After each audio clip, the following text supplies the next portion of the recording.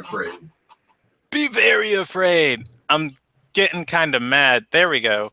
Got this link copied. Yeah, welcome. We are live. We are No, we're playing. not. Well, I thought we were. I could have lied. We are playing some D&D. Welcome to the Ilderon No, we're Tales. not. This is Group 2, Pride and Prudence. Yeah, episode 10, I believe. Hey, you guys are on episode 10. Look at that. We got Bailey controlling Tristan, Jordan controlling Brooks. We got Ramon controlling Urkus, and we have Robert controlling. I got this. I forgot your character's name. Roman Drake. I was thinking Sea Dragon. I was just thinking Sea Dragon. I couldn't put the other piece together. Yeah, and I will be controlling Elias for tonight. Derek did leave the campaign, so we will be looking to replace his seat eventually if the group wants to go back to 5 people, and we have a potential candidate in mind. Please don't leave me alone with these people. We had 5 people. We had 5 people for one night. Yeah. And that was a combat encounter too. So, anyways, when we last left off the group, they had tracked a contractor who acquired contracts for assassins back to a thieves' den. They engaged the person who turned out to be a doppelganger, took down some of the other members of the den, and captured. Yeah, you guys captured the contractor alive, didn't you? Yep. And you also captured a low-level grunt too. You guys were sent there by Effie, who is a vampire who is helping you guys investigate some arcane matters. She said that these contractors would have information pointing you in the direction towards who kidnapped the sage. And she is currently resting back at the sage's manor. It is, at this point, late afternoon, and you guys are headed back to the manor with the baddies in tow. We also looted. Yes, you did loot, and I forgot to send you the loot of what you got. I mean, unless there's anything remarkable, we're probably just going to sell it all. Okay. Yeah, I can just send you the money. You did get a magic dagger, if anybody wanted that. All right. It is magical, because that still exists in this edition. Do I have? Hey, Brandon, what's a guy got to do to get some full plate? You are actually in the city with the best metal crafters in the world. Not much. Okay. All right. That dagger. I would assume have money because we have gained almost no money this whole campaign. Yes, you guys have not gained any money. There have been people willing to pay you. However, the place you've been staying at has been paying for your lodging. If you want to do something for money, you can, though. I gain money. Brooks the only guy profiting in this campaign. Say it again? I said I gained money earlier in the campaign. Yeah. And then you also have the potential to have a lot of money. You're just a person for now. Anyways, yeah, so the party's headed back to the manor. And you guys are letting Roman carry the bodies for you? I think I was carrying one body. Okay. Yeah, I was carrying the other one. All right. Yeah. Obviously, of course, leaving the den, you guys get some shady looks from the guy manning the metal shop, or rather the metal storehouse. However, accustomed to much stranger things, he just kind of nods you guys past. Not saying much. So everybody heads back to the manor? Yep. Yeah. Yeah. You guys get there. Upon arrival, Career would probably be getting back a few moments after you guys, and she would move. Say it again.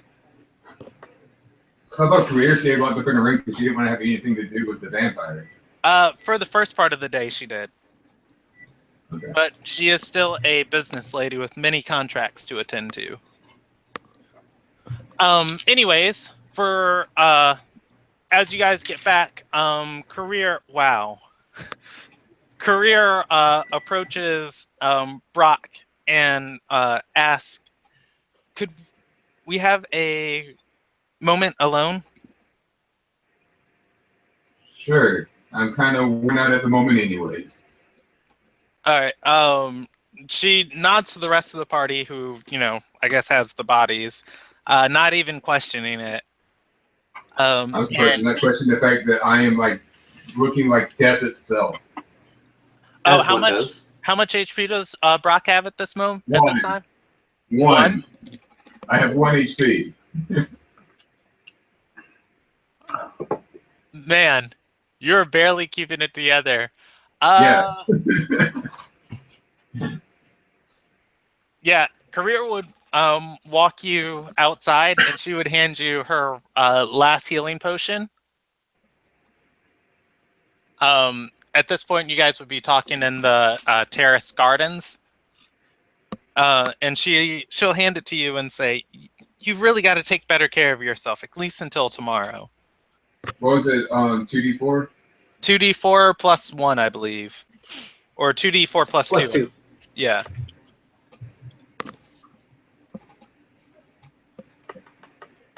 Hey, 8. That's a lot. Right? That's almost max.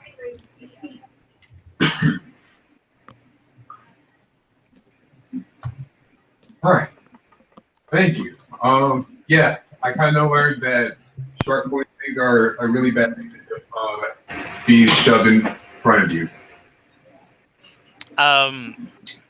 She runs her hand through her hair and says, "That's why I chose. That's why I chose a life of trade instead."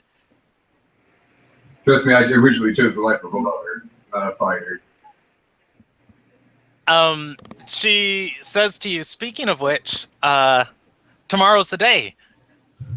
As she says so, her face lights up. Well, I'm glad.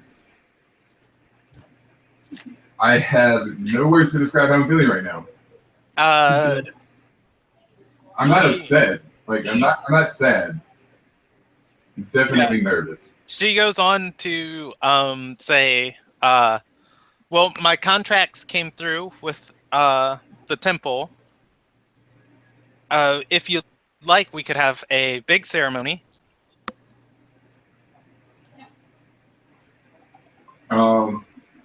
I would honestly like to keep it close if possible. She nods and says, "I understand. So simply a witness for our oaths, and that is all?"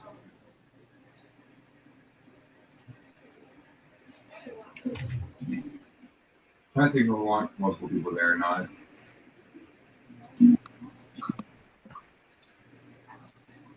You know what? What do you want? What would you rather have? Would you rather have a bigger ceremony or a small one? As you say that, Career begins to blush, and she says, "Actually, the size of the ceremony doesn't matter to me. As you know, I'm not from here. I would, just as much as I honor your culture's traditions, I would just like mine honored too." I'm also not from here. So, honestly speaking, where I'm from, we tend to have a giant ceremony, but not necessarily comfortable with having a giant one. But I think having the small one is a little, not fair to everybody else. She waves her hands and begins digging in her bag, and she says, "No, not that. That's simply semantics. In my country, Lil Nagai, we actually our oaths are different. We don't have oath blades. We take an oath of blooming." She fishes out a very illustrious silver metal trinket. It's looks like a bracelet, and the metalwork of it kind of looks like the stems of flowers kind of woven together, and there's lots of holes through it. She hands it to you and says, "We present this to the ones who capture our affection, and we make vows to the other, promising to spread life and light." And she says, "If you could do that for me, I will be happily obliged."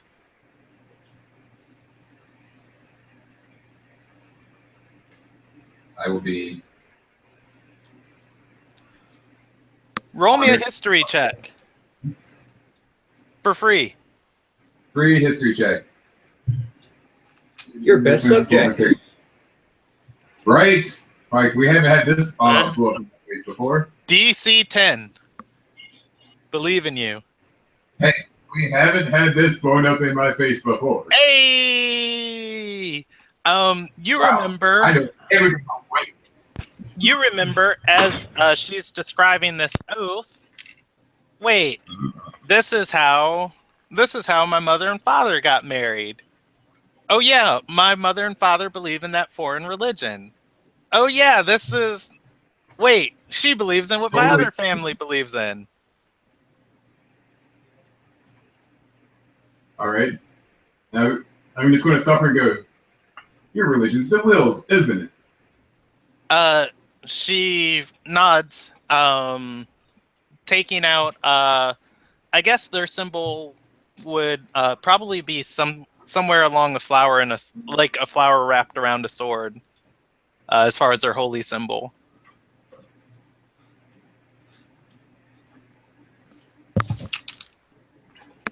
Sure. This is exactly the way my parents were wed.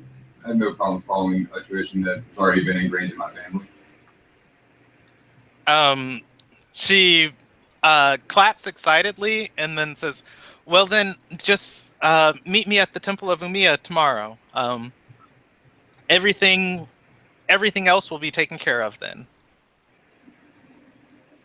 And she looks over past you back towards the door and says, "I trust all this messy business with that vampire shouldn't interfere."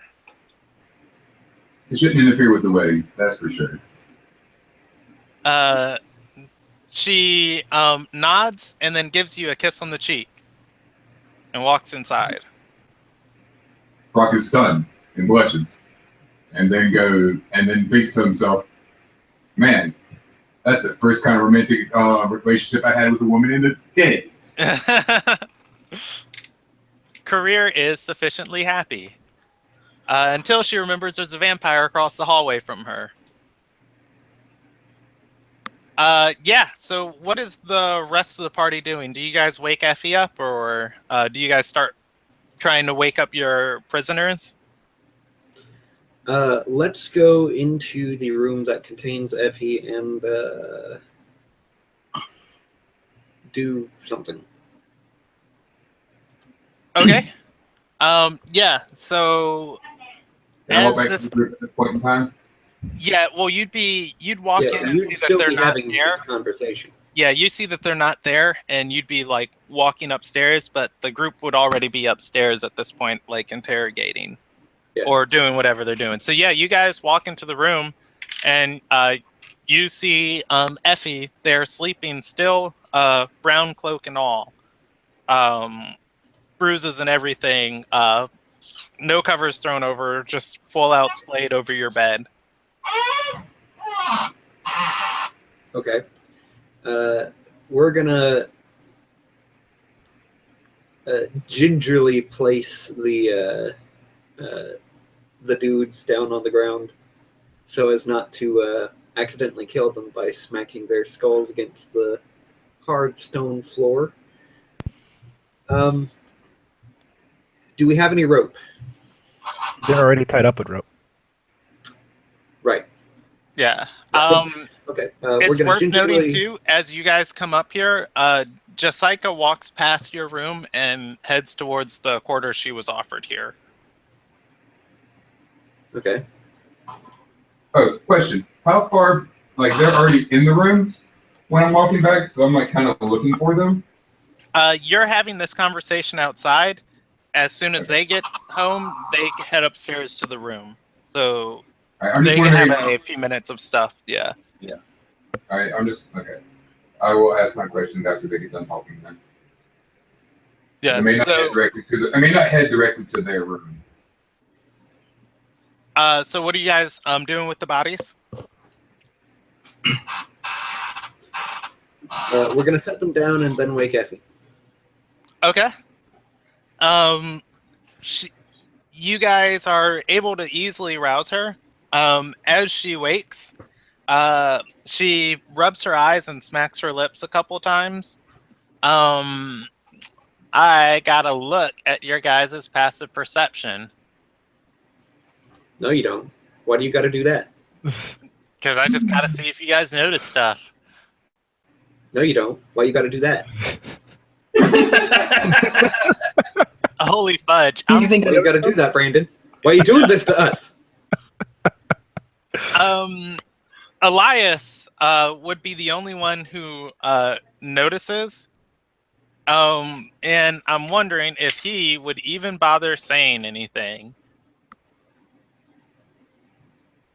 Okay, yeah. You guys notice for a moment Elias tenses up and then just kind of relaxes. He says nothing, however. Is a noticeable shudder. As Why he got to do that, Brandon? your character can ask him. Otherwise, I just don't feel like it's in Elias's character that he would say anything. He's not the type to blast other people's business.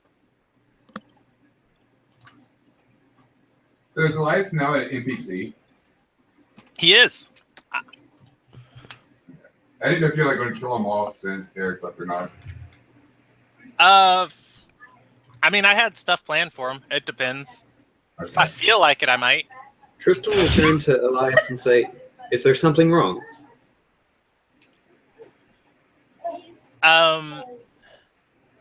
Yeah, Elias would simply say, no, not a problem at all. Everything's fine. Okay. Tristan will squint at him for a moment before returning to the task at hand. Okay, you can roll an insight check if you'd like. Well, see, that's the thing. I'm not sure if Tristan would do that. Because so far, he's not really had a reason to not trust Elias. Because he likes Elias. Yeah, fair enough. Brock, on the other hand. Brock, on the other hand, I will Can I insight roll check insight all day, check? every day. Yeah, you can. Roman's up there. Raymond doesn't know him. Yeah, Roman has no idea. Roman doesn't know what Elias is about. Right? It's like, I just met you fools, and most of it involves stabbing. And we Yeah. brought you to our room. You're just here. You carried these bodies up here. We've known the each other like vampire 30 here. minutes. Most of it involves carrying bodies. Actually, Roman too can roll me an active perception check too, as he's also never seen Effie. What do I roll for that? You Perception. roll Seven. you roll insight for the insight check, and then click perception for the perception check. Okay, I'm going to do the perception first, Okay. and then the insight. just so we all know. Well, Okay. Well, he doesn't see underlying context, but he knows. Yeah, nothing seems wrong with Elias, but as Effie's smacking her lips and stretching, she has 2 large canine teeth nearly jutting out of her mouth. They're at the edge of her lips. This just in, it's a vampire. dun Brandon, dun we know this. dun. Coolly nod and go, oh, cool. A vampire girl. Meh. Not the weirdest thing I've seen today. Seen weirder on a boat. Par for the course. Saw It's another day in the life. Saw a little dragon girl and an elf show up, beat someone and run away. Twice. Watched a dragon, 12-year-old vampire, eviscerate a man. and a priest walk into a bar. You have to roll a d20 to... Yeah, Effie looks around as you say that, and she says, "Oh, are they showing?" And she feels her mouth. And No. That was out of character. Sorry. No. She says that in regards to Roman. Yeah, and she rubs her fangs and says, "Oh, yeah, I guess it's been longer than I expected." She looks at the 2 people you brought her, and she says, "Oh, we only needed one." Right. One's a snack. Yeah. She I didn't. nods and says, "I would very much like that." I didn't think of that. That's a good idea. What? Freaking a life pick because what I can tell that he's good. Wait, say it again. I don't know what JD's alignment is. It doesn't sound like something a good character would say. Okay, what about Tristan has told you that he's good aligned at all this whole campaign? We're 10 sessions in and you still don't know what my alignment is? Morally correcting Brock, and at every instance, Brock tries to do something. It could be lawful. Come on now. I mean, I really believe it's lawful. I guess you can be lawful. I guess you can be lawful. Like chaotic. They can go off chaotic. Lawful neutral. Yeah. Okay. Before you guys get much of a chance to react, Effie grabs the one weaker looking prisoner from in front of you, bites into his neck. As she does so, I would like to shut the door. Okay. She begins sucking for a moment. The man wakes up. She removes her fangs and then conjures a spell in her hand, blasting him directly to the face, killing him. She wipes her mouth and says, "It's for the best. He'd go on and create other Terrai." Tristan will shrug and say, "And?" Yeah. Looking at Effie now, she has no fangs. Huh. So that's how that works. Yeah. Was hoping I could miss that. She gestures to the guy and says, "Him? He was the one with the information?"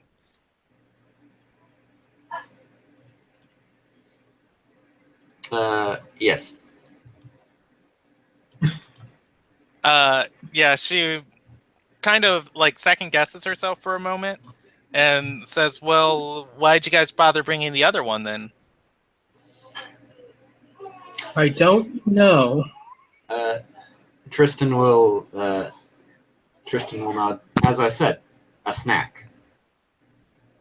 Okay, wait. I think there was a miscommunication. Oh! You mean Roman, right? Roman, whatever. Yeah. So from my perspective, what happened? Effie ate, or rather consumed the guy's soul, killed him, and then Roman said he was hoping to use that one. No, hoping to avoid. hoping I didn't have to watch your feed. Oh, okay. I misheard that. Yeah. So then that last part wouldn't happen. All right. So yeah, she stands up, and she looks towards the other unconscious body you guys have. She says, "Well, let's wake him up." All right. We attempt to rouse him. Okay. How do you guys do so? We shake him by the shoulders a little bit. Punch him in the dick. He might die. Yeah, just roll me a flat d20 and tell me the result.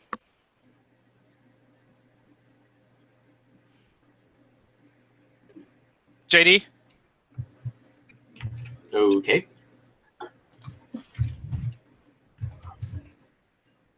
Five.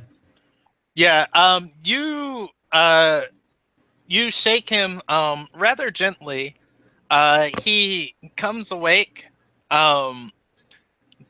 still tied in ropes, and he says, "Not now, my love. I've just wait. Oh, my gods!"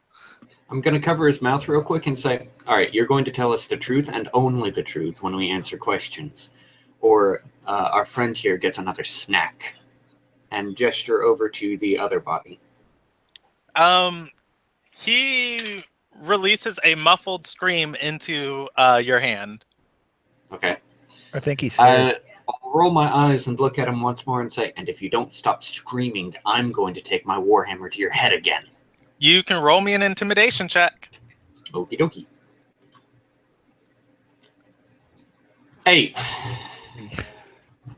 I will allow you to roll that with advantage, and he's gonna have a wisdom save against it. Yeah, just simply from the situation you guys are in. For a moment, he panics and wiggles in his ropes, trying to escape your grip, before finally calming down, and he nods to you. He got an 18.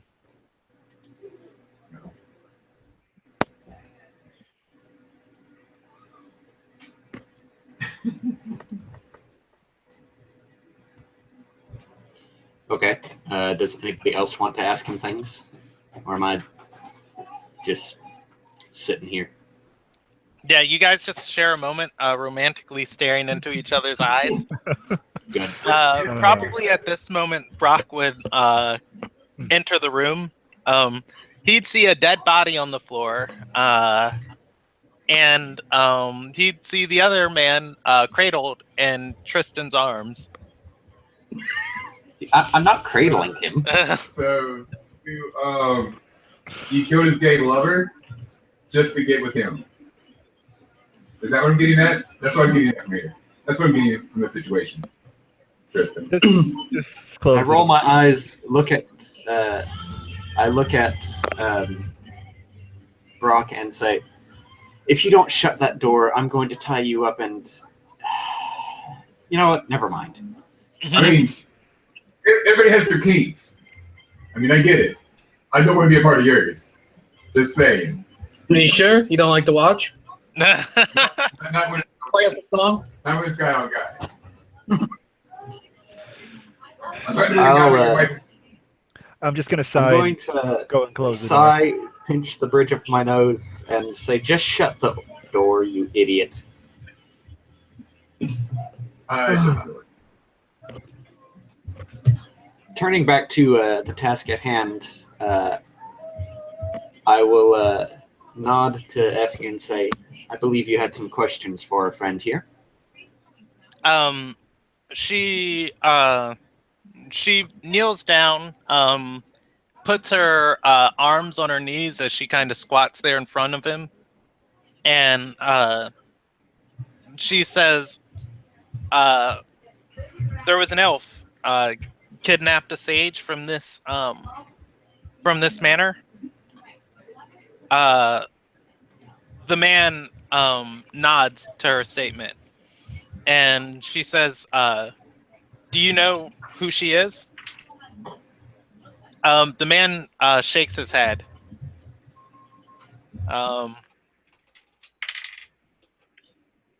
Actually, I have to look at character sheet. You can't do that on that screen. Oh wait, no, I can do it on that screen.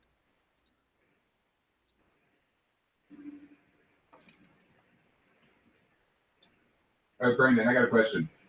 Yes. I know we haven't finished the rest yet, but my character sheet's already at 4th level. What stats do you want me to go with?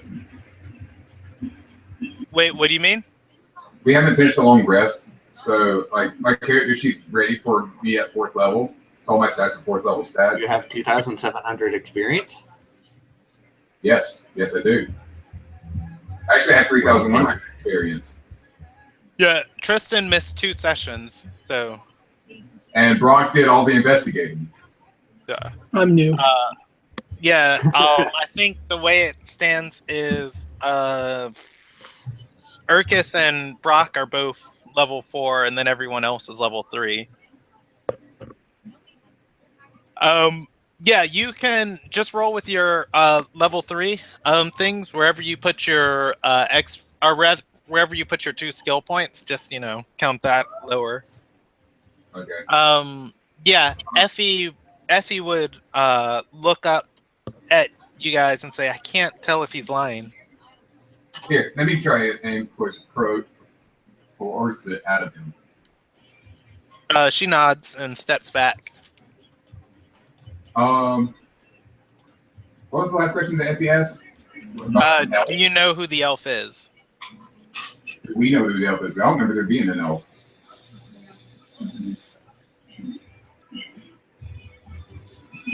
You can roll a history check for free to remember. I'll tell you what you know. I wrote an 18. You remember that night when you guys busted into the room? Whoever was in the room swore with a word from the old tongue, and they did have pointy ears before they summoned the beast and leapt out the window. I don't think we ever mentioned the pointy ears. I didn't really know. All right. So I go over to the guy, and since Effie and Tristan were being bad cop, I guess I'll try being good cop. But why don't you tell us who the elf really is? I guess that'd be persuasion. Yeah. If you want a good cop, you're gonna have to give him some incentive. We're gonna have enough incentive not to talk. Okay, here's some incentive. So, you can tell us who what you know, or I can send you back to the bad cops. And they don't seem to be very happy right now. I'd like to crackle my knuckles.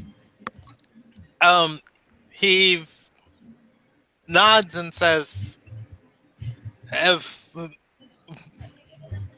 it was." He looks around and leans in and says, "I don't too much like squealing on kin. It wasn't an elf. It was a doppelganger." I'll lift up my hammer and just wave it around in my hand for a moment. Yeah, he just says, Look, its name's Kadam. It moves about the city. It's a little bit more lethal than the rest of us." All right. Do you know where Kate regulars, or what he's done with the sage?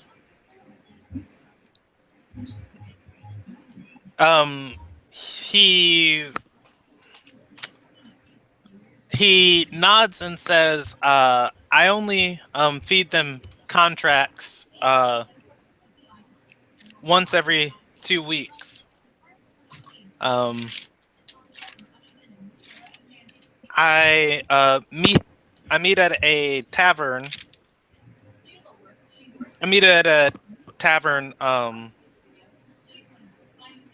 Under the name of with the name Bevelis, and she shows up there." I give her the contracts, and then we go on about our business.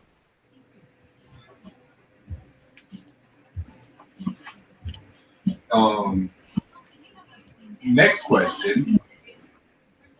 Who ordered the contract? He shrugs and says, anybody orders the contracts. It's a big city. Lots of people need killing. Who ordered this particular contract? He shrugs and says, honestly, I don't know. I'm not the only person she works with. Weren't you the one who gave her this contract? You're the middleman. You see the buyer and the seller. He shakes his head and says, "No, I'm just in the know. I know that this one was her, because she was impersonating another assassin I've worked with, and I know that assassin wouldn't take a job like this." I'm going to roll insight to see if he's lying. Okay. From what you can tell, you can't really gather much on him. Feels like he's telling the truth.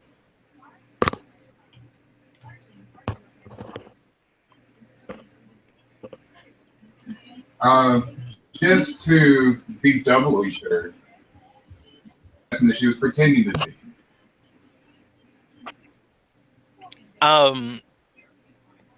He shakes his head and says, "If I give up that information, you might as well kill me now."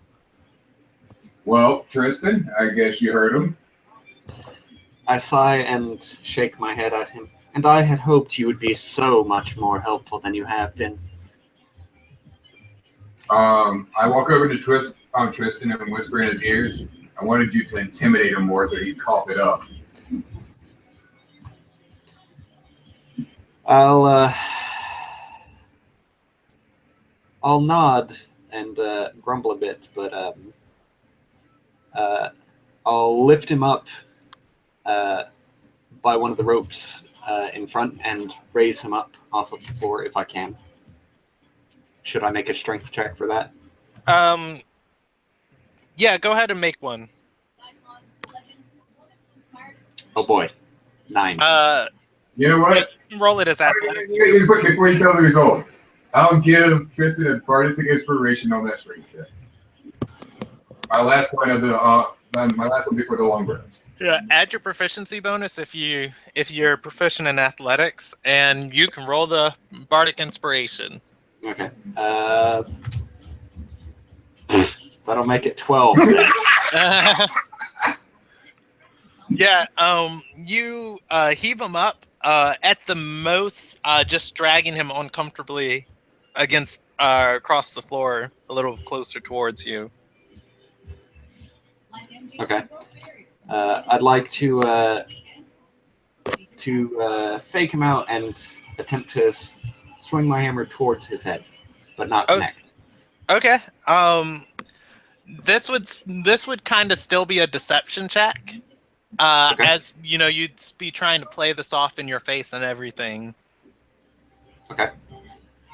Good. Go I ahead have and roll a 0 in charisma. Let's have it. Hey! Natural 20. Okay. All right. He, Okay, that's how we're doing. Especially scared. yeah, he flinches right before your hammer connects with him, closing his eyes and wincing. As he does so, his body begins to shift. His face changing features, his blue skin shifting into clothes and other things.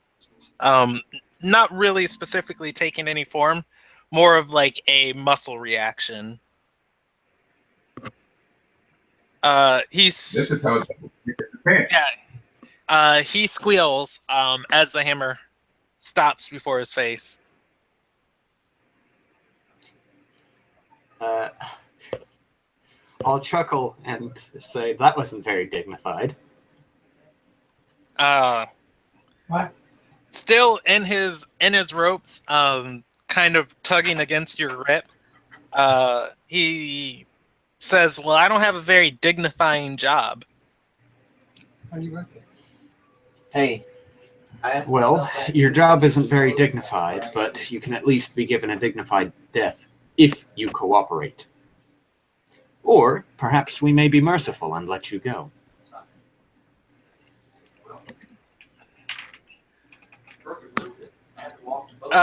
He nods and says, "I'll take my gamble with mercy."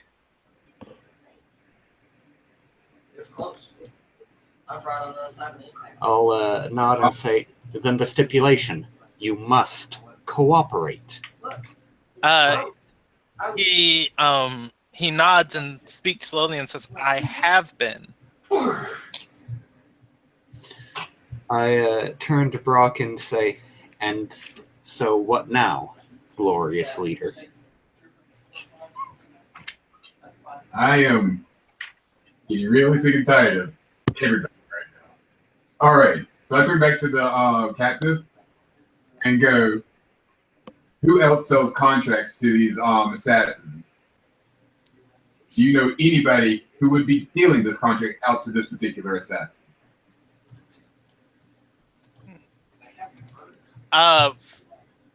He looks around and says, "There's members of factions that move in shadows. I can't keep track of all of them, but most of my work comes from the Ruby Shadow." All right.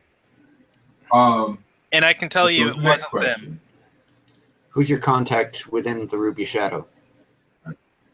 That's not going to be important. Next question. You said they were impersonating another assassin. I want both assassins to make sure we get the right one. He says, "Look, I don't just deal with low petty thieves. It's just where I live at. I've got one tool at my disposal who's an ace in the hole. If you want her to do a job, she gets it done. But she's all high and mighty and pretentious about it. She doesn't take political assassins. She doesn't take things against men who don't deserve it. If I give you her name and she sees you asking about her, it's not only my life you're ending, but it's yours too."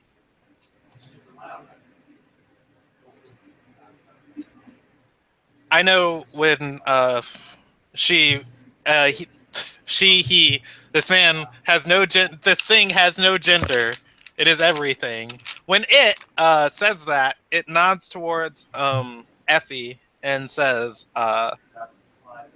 "Look, that one was shaking up the underworld, asking lots of questions. When I heard her asking about the description of the assassin from what she was able to give about it, I knew it could only be Kadam impersonating her."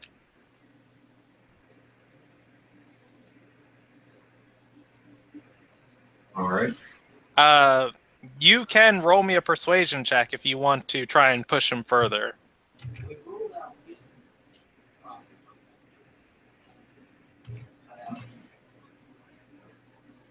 Sure.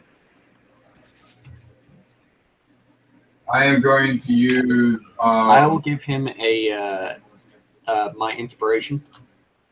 Okay. What do you say to him?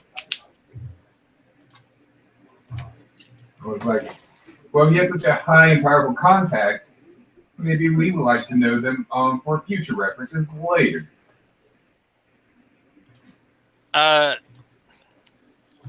He says, "Well, if you let me live,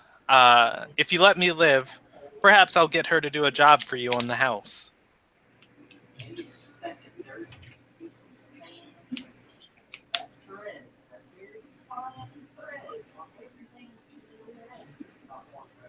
I use insight to see if he's lying. Okay.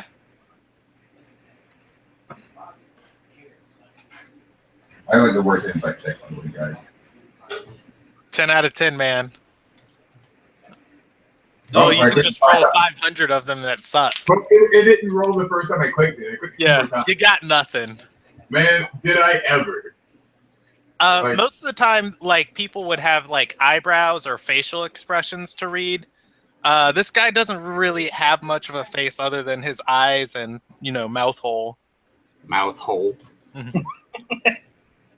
I used to be Brock's not very keen on liars. Well, it's not that Brock's not very keen. It's kind of more so that the things Brock would normally read off of a person, he's changed them or Yeah. He doesn't have tits. yeah. All right. Or it's changed.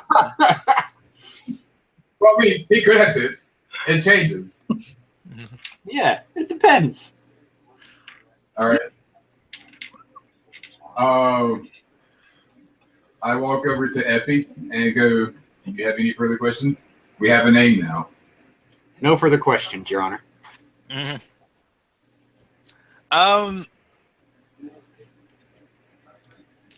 Effie would just say,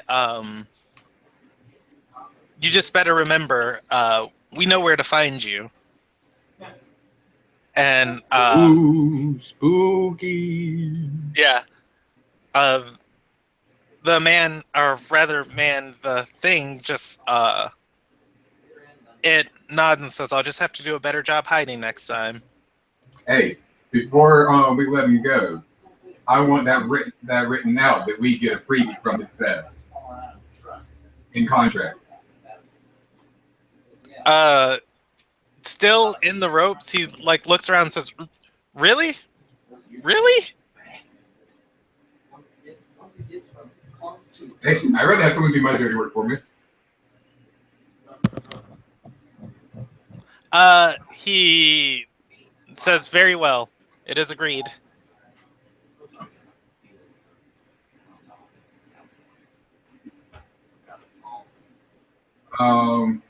So yeah, I have nothing left to do with him. Anybody else? Before we let him go, have him sign a contract. I just want to write out that contract because there's gonna be some clauses in there to make sure that we don't get assassinated when we let I him kind of go. feel like that's not necessary at this point. Because, I mean, realistically, I don't think... Like, I feel like at this point he's just saying that so that we'll let him go, and that if we ever find him again, he won't do it. I mean, if we ever find him again, what's to stop us from just, kicking his teeth in, right? And then telling him, hey, look, do the thing for us, or we will actually murder you this time. Are you saying this in front of him? No, I'm Okay. just reasoning player to player, but I will Right. put my hand Gonna on... drag him to court. Mm-hmm. I'll put my hand You on said you were Brock's- going to do this illegal thing for me. I have it in writing. Yeah, that'll do well. That'll do well when our bodies, when our persons are searched, and like some city official is like, "And what's this?" Oh, it's my coupon to Murders Are Us. Oh, that. That sounds like a great coupon, guys. I don't know what you're talking about. Be able to enlist an NPC of probably level 8 or higher early game. Assuming he doesn't weasel out of it or, lie. Yeah. He's the shifting person. He literally lies about his own appearance. Yes. Exactly that. Oh, that's no reason to let him live. Can Effie eat doppelganger? Yeah. Then cool. The question is not can she. The question is will she, and also what's her favorite flavor. Do you ask her this? No. I was going to double get like a mystery flavor. You don't know what you're going to get until you start fighting. That question mark, dum-dum. Here we are, Brandon. This is us. Hold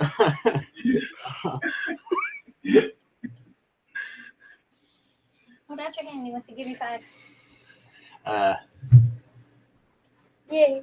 Alright.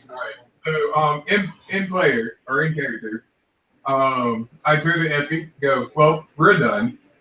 I trust him, or whisper, I trust him very little. If you want to eat him, eat him. If you don't, just kill him.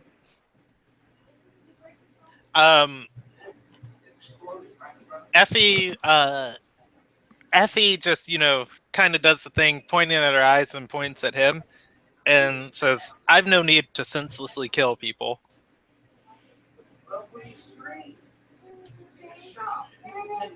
I have no need to have a hitman with our faces memorized out on the street.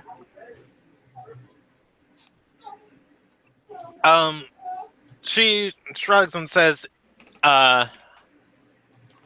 if he's got an ace in the hole, I'd like to go one-on-one with her.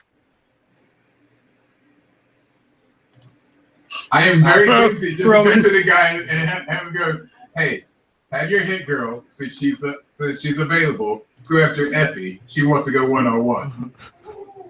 Is that your coupon? Is that how you're spending it? Kill this person helping me? Gonna go full Goku?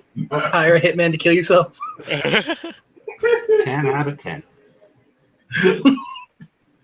No, I'm gonna keep my coupon. I still want it in writing. Because I don't want him to leave out of the coupon. Do you guys release him? Yep. I guess. What do you have to write on? He gestures his hands forward towards Brock. Is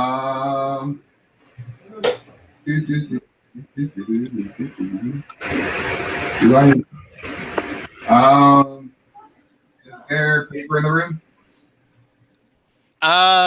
There is not in this room. Give me one moment. I'm gonna grab a servant to fetch some paper and some parchment and quill. As you say that, the assassin shakes his hands and says, I'd rather not on parchment. Well, what would you rather I do? He says, you have papyrus? I'll put my hand up and say, the written agreement is not necessary. It's extraneous, if anything. If you see us again and we are looking for you, just know that you had better work for us, or, well, let's say you won't walk away next time. I turn to Tristan and go, I've had many business dealings. I can promise you, writing's better than nothing.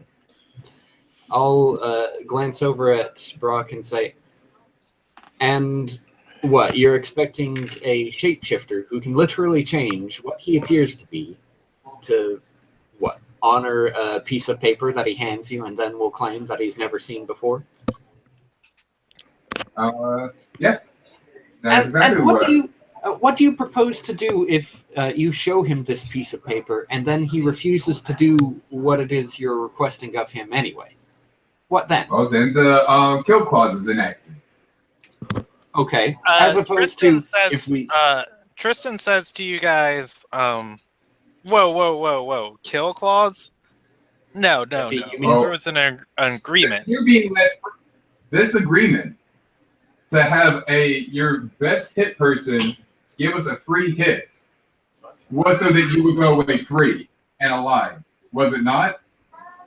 So if you don't honor it, you're gonna die.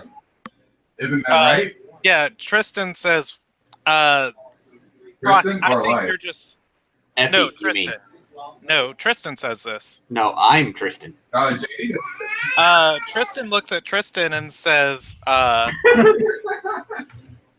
he says, no, we already agreed he goes free.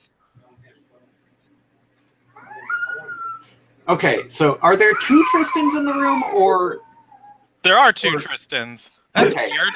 I'd like to look at Tristan and say, look, idiot, I'm the one with the warhammer. You're attempting to fool my allies. You've already failed. I have a weapon in my hand, and you do not. Oh! Yeah, he I see says- what the fuck's going on. Brock arguing with Tristan is just like, I didn't expect to. Or Tristan says to Tristan, I didn't expect to fool you, but I thought maybe I could get away from him. And it almost worked. I'll rub my chin for a moment and say, fair enough.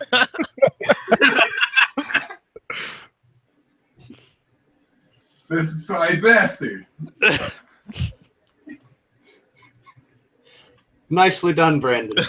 Top tier. I'd like to give you bonus experience points for that one. Tristan just steps in and argues like, whoa, wait a second. I just kill him now, please. Oh, now That's the you reason want that to kill him. I've been wanting to kill him. Effie didn't want to kill him. I'm up for killing this guy. I Wait, think you was just it want to Effie kill him because he or fooled you. Was it Effie or the other Tristan that didn't want to be killed? The other Tristan? You have two? You know what? Wait, say it again? Fuck you. Oh, I take my rapier and I stab the other Tristan in the heart. Roll. I'm gonna roll you a percentage die on that one. We haven't even done a Stooge-esque shuffle. I'm in the same place. I've got the hammer. Yeah, There's no way Why has it so like?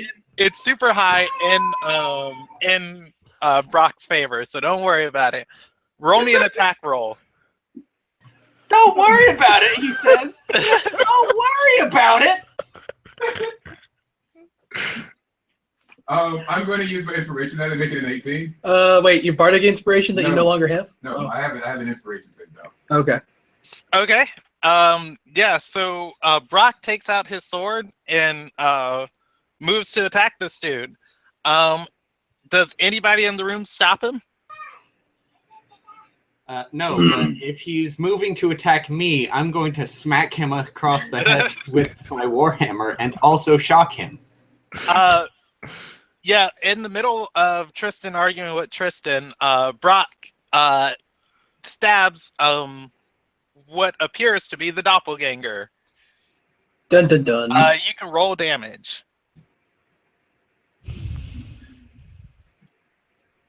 Okay, 4. I'm Hey! assuming he's at 1 because we didn't kill him.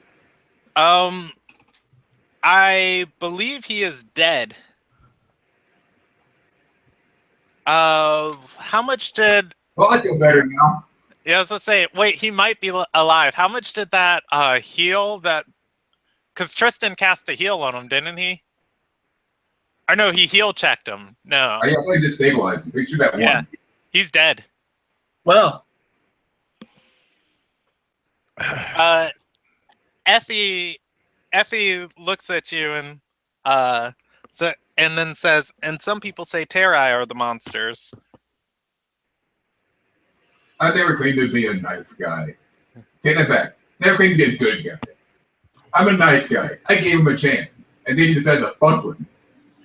I'll turn to Brock and say, but wait, you never got your written agreement. Well, I don't have to worry about it now. The agreement was to let him go free. We get a free kill. We didn't let him go free, so I guess we're not going to get a free kill. Effie says, all right, so what's the game plan from here? I'm glad she's so cool with this, because she was all about not killing them. By the way, this thing is convulsing on the ground. So, does anybody know when to make a shapeshifter stop shape-shifting after it dies?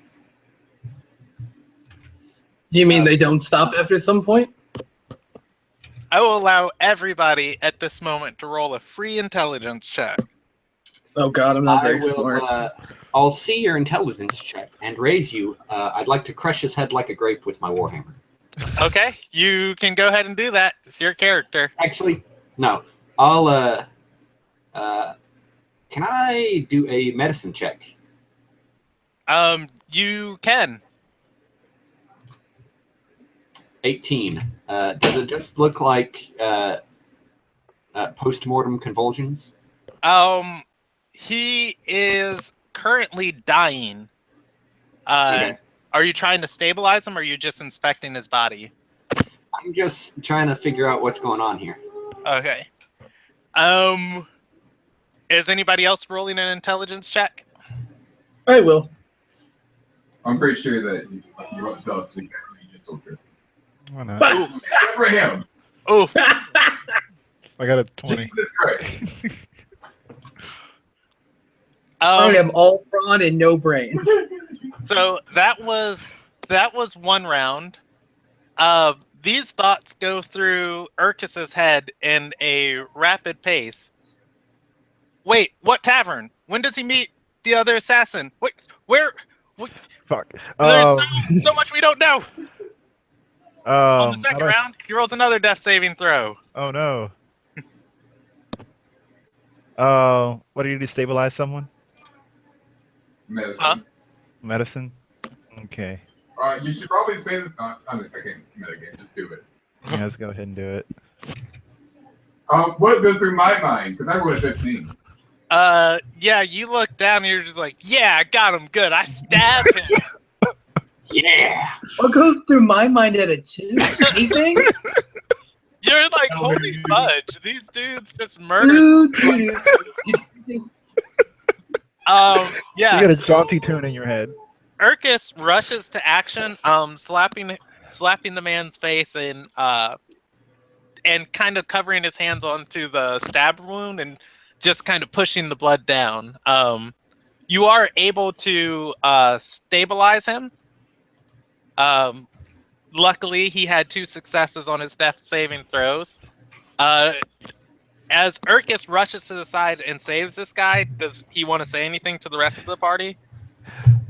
We have some more- we- Why the fuck did you save his ass? We're not done with him yet.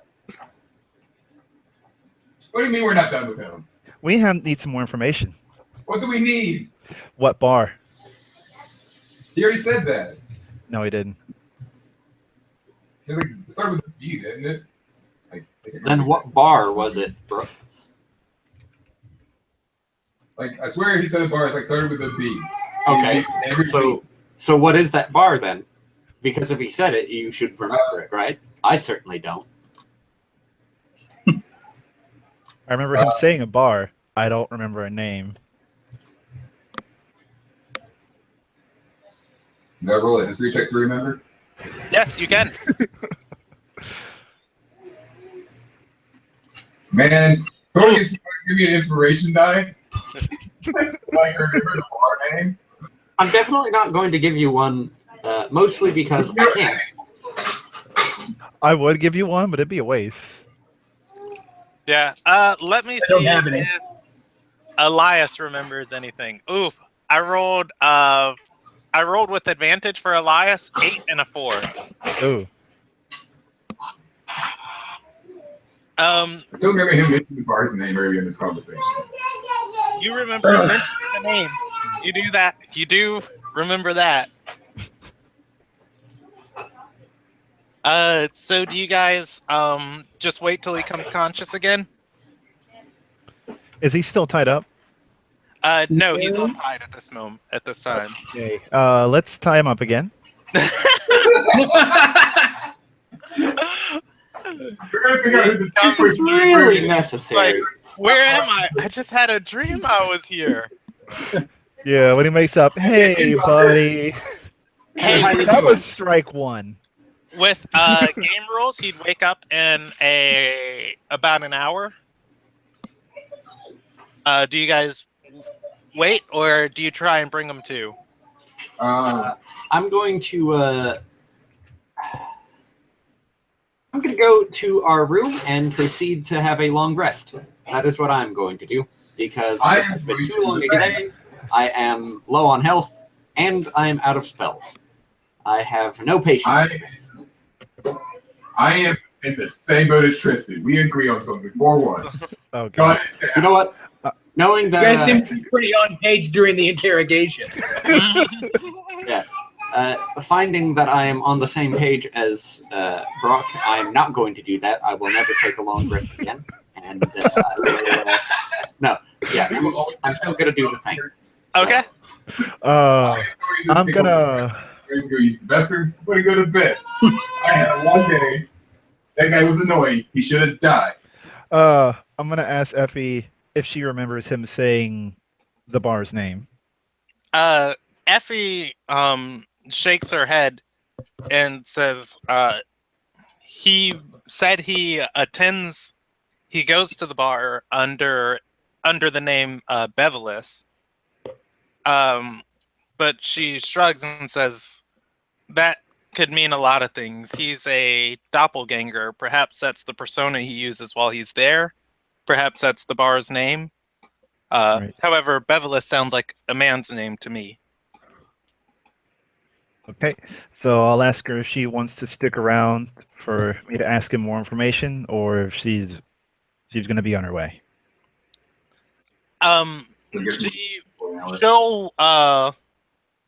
She'll just nod and say, "I will wait.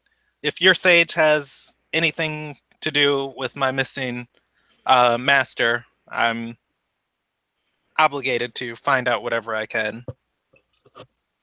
All right, and I'll turn to I think the character's called Roman. Roman. Roman. I ask him. So, do you want to wait with us? I've got nothing better to do. And All I right. have a question or two of my own. All right. Well then, I guess we'll wait a bit for this guy to wake up. Okay, you guys wait for an hour? Except for Brock. He went to Yeah, bed. Brock and Long- Tristan. Elias is actually going to go to sleep too.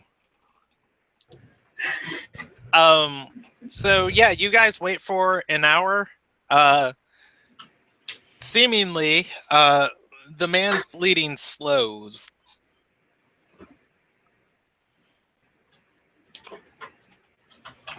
Is he awake? Yeah, he would slowly kind of be coming to consciousness at this point. He's kind of lucid at this point, as I think he only has 1 HP. Okay. I'll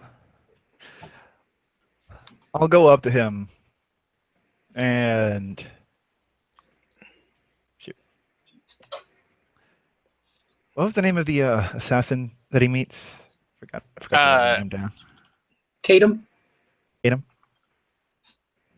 I'll just straight up ask him. What was the name of the bar you met Katem at? Since he's listed, his guard might be down. You want me to run a persuasion?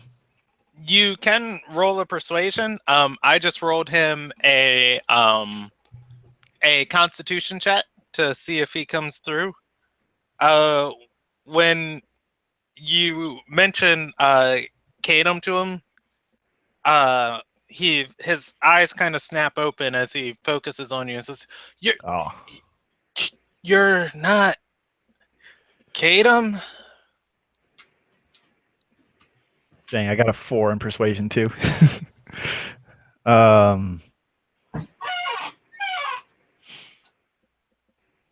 Let's see.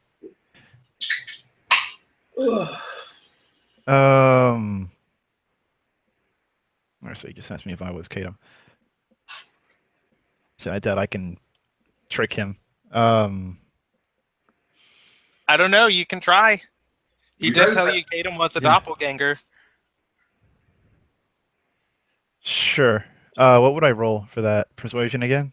It would be deception. Deception. All right. Still gonna be shitty. I got a 14. Hey, what do you say? I'll tell him yes, it's me. He looks around and feels like the rope's restraining him, and he says, "This Ursa." Can you say that one more time? He says, "Is this Sar Ursa?" I'll tell him yes, it is, and I'm gonna roll another deception. You can. All He's right. gonna roll insight against you. Yeah. Oh. Okay. Yeah. Well, I mean, I got a 10 deception. you got a 10, but he got a 5. He's not all there. Good. This is to my Yeah. advantage. He says, why are you not in your form? Why are we not at a nice table? Why am I tied up?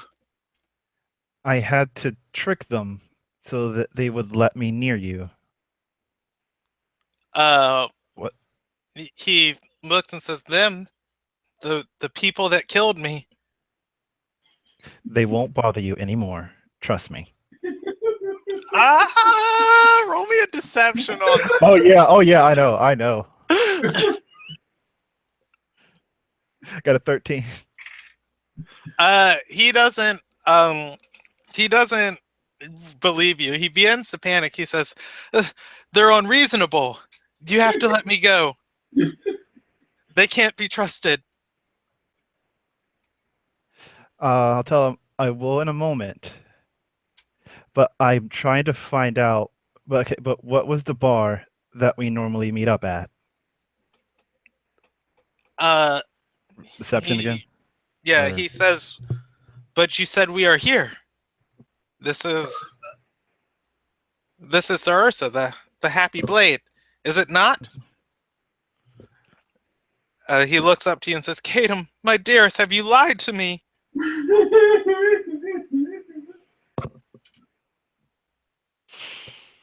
Okay. You're not gonna step in and say anything? I'm gonna Yeah, stab but him. break the illusion. Yeah, to those in the room trying to get a long rest. At this point, you guys hear mumbled noises, but you can choose to ignore it and continue your rest. Resting doesn't necessarily imply sleeping. If we don't need to Yeah. sleep, we can just. It's non-strenuous activity. I'll be doing nondescript things. I will also be nondescript. Probably of I'll a be different watching. kind, because I'm going to be writing a letter to send to my family. Yeah, you still have one on the way too, by the way. Saying how you're sorry that you have a gay lover now. He's a shapeshifter. Okay, so Oh, it's not gay if he can be whatever you want it to be. I will thank him, and then I'll stab him. Roman's like, I have questions. Whoa, Oh no. wait, hold on. Okay, hold on. I'll take that back. No, All right. I'm saying Roman has questions, and then Urkus is like, yeah, you served your purpose. Roll me an attack roll. Every time I get somebody in a corner. I mean, Roman could do something. He could stop me. Yeah. You see Urkus moving to attack him. So I'll move forward and try to catch his dagger wrist.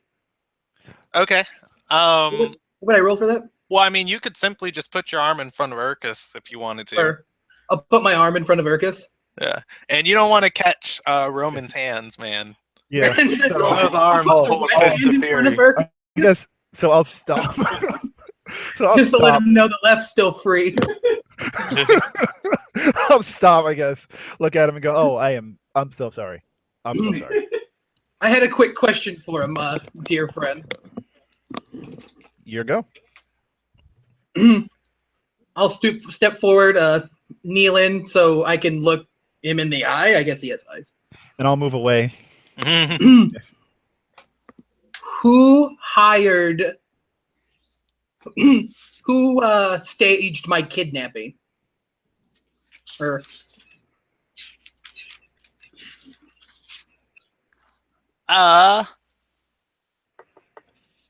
Do.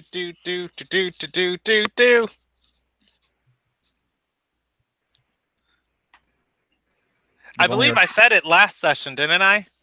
Nope. it was a merchant. He wasn't given a name. Oh, okay, because I Or got a sheet, note possibly. for it on my sheet. He looks at you and says, Katem, are you working with him now? This is about revenge. Did you want the contract? Look, you can kidnap him now. In Brock's other room, I guess it is adjacent to everybody's. You hear a laughter.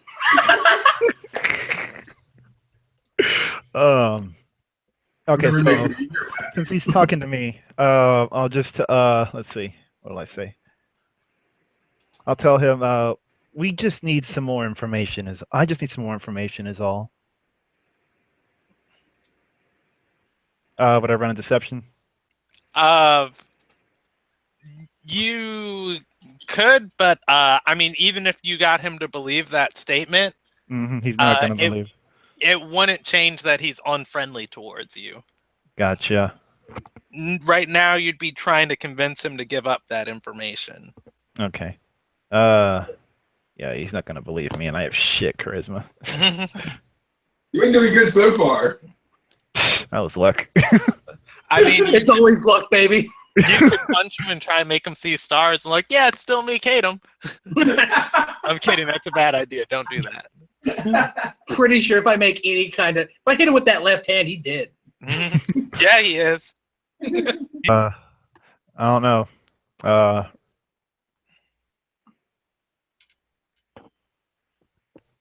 So I look over at Urkus. Nothing.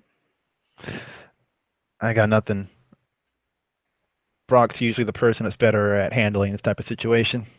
Okay, so I'm going to I'm gonna punch the wall and try to intimidate him. So that's As you do so, his head kind of like snaps as he awakens a little bit more, and he says, "If I tell you, will you focus your fury at them instead of me?" I lean back, think about it for a moment, and go, "Yeah, I'd rather punch them since they're the ones that did it." He says, "Krun Ataclon." That motherfucker. You know who that is? No. But he's gonna know who I am. to say. Roman, know who that is? It's not part of my backstory. You can But roll it. I could roll a history check. So I'll roll a history check. Okay. Maybe you're better than Brock. Did you go to school? The School of Hard Knocks. Yeah, the name doesn't ring a bell. Ba, ba, ba, ba, ba, ba, ba.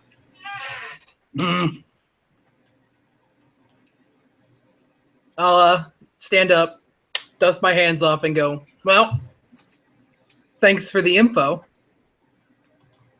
So what do we do with him now?" He says, "Please, just let me go." I'll turn to Urkus.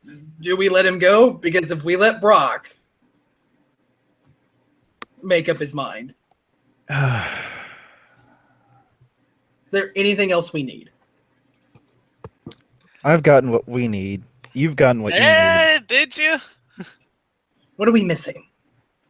Oh, you know what? We don't know when they were supposed to meet next. You're right.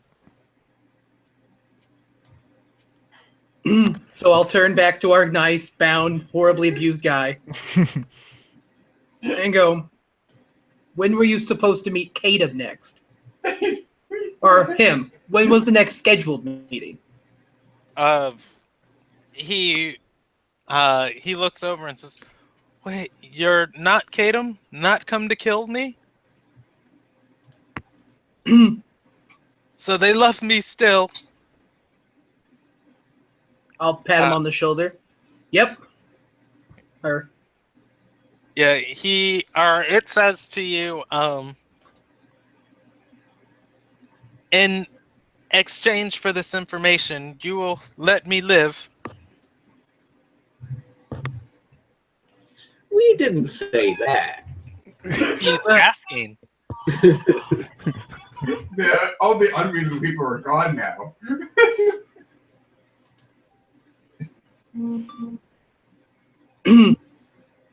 It's now in the hands of Urkus and Roman. Does this guy live? Everybody else already said death. depends. Are you going to cause us any problems in the future? Because I still have very unreasonable friends. He says, Very unreasonable. yeah, he says, Fifth day. The night of fifth day. We were to meet again.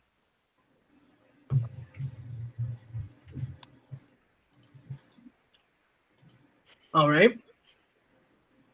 I'll turn to Urkus. Is that it? Well, Are we good? I believe we're good. Honestly, if he hadn't taunted Tristan, they probably would have let him go. All right. That was a bold yet fruitless move to imitate. Yeah, confuse the Tristan? situation. If you leave, I suggest you immediately leave this city. I'd second that. Or find the darkest pit to hide in.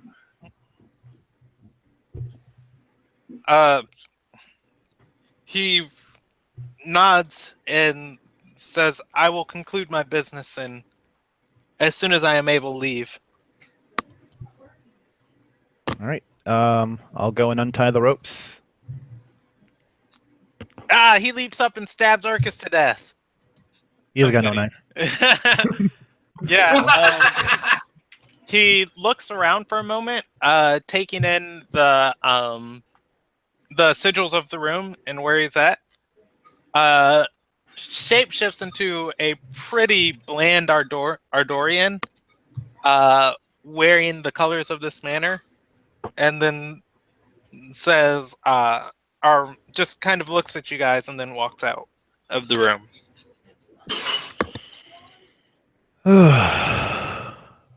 We should have probably thrown him out the front door. Yeah. But Well, I hope that's all we needed. All right. I hope we didn't make a mistake letting him live. Oh, I'm gonna. I regret it immediately. But Damn it, guys! we let him live, so maybe. We got maybe the information we needed. So Roman Urkus, best team. Yeah. Yep. It's a trade-off, you know? Right, that might come to bite us in the ass, but we can move. I mean, Tristan has never been the strategist. He's got military experience, but he's never been at the helm of anything. And Brock Also, is Brock Brock. isn't the wisest, like, simply not the wisest person in the room. Oh, we Yeah. got that. We are not the sharpest tool in the shed. We are Can't make it to port if you don't know where you're going. All right. Do you guys go to sleep? yeah. Take a Yeah. rest. Yes, Sleep. Okay. Long breath. I've had a. The morning of fourth day. It's fourth day. It's fourth day. Yeah. Fourth day. Brock. Everything's back. Yeah, Brock awakes to two servants in his room. They are bearing a blue and white kind of pantsuit robe combo. They say, Mistress Career got these for you for your wedding. Oh, well, thank you very much, good sirs. I guess I can clothe myself. You can leave. All right. Yeah, they leave. You can roll me a flat D20. I'm winning. That's the part where I'm including myself. I believe in you. I don't. Fly's gonna be open. All right. Anyways, the rest of the party, yeah, wakes up. You guys remember Career kind of trailing on at breakfast the other morning that, hey, today's the wedding day. Oh yeah, I'll turn to Roman and say, "Oh yeah, Brock's getting married." I'll turn to Brock. Is Brock in the room? Brock's in in the room across the hallway. No. So I'll turn to Tristan and go, "Oh, exciting! Urkus. Never been to a boring wedding." I'll look at Roman and say, wait, who are you again? This is the guy we picked up. I was I the just guy in the realized- storeroom. Just realized the assassin's dead? microphone was not Oh. near my mouth when I was talking. Yeah, that helps. I hear. Yeah. Yeah.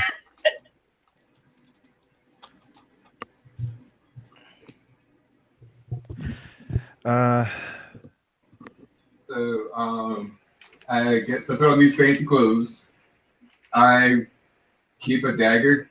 Actually, does rapier look bad with while being worn to a wedding? Not Oh, crap. necessarily.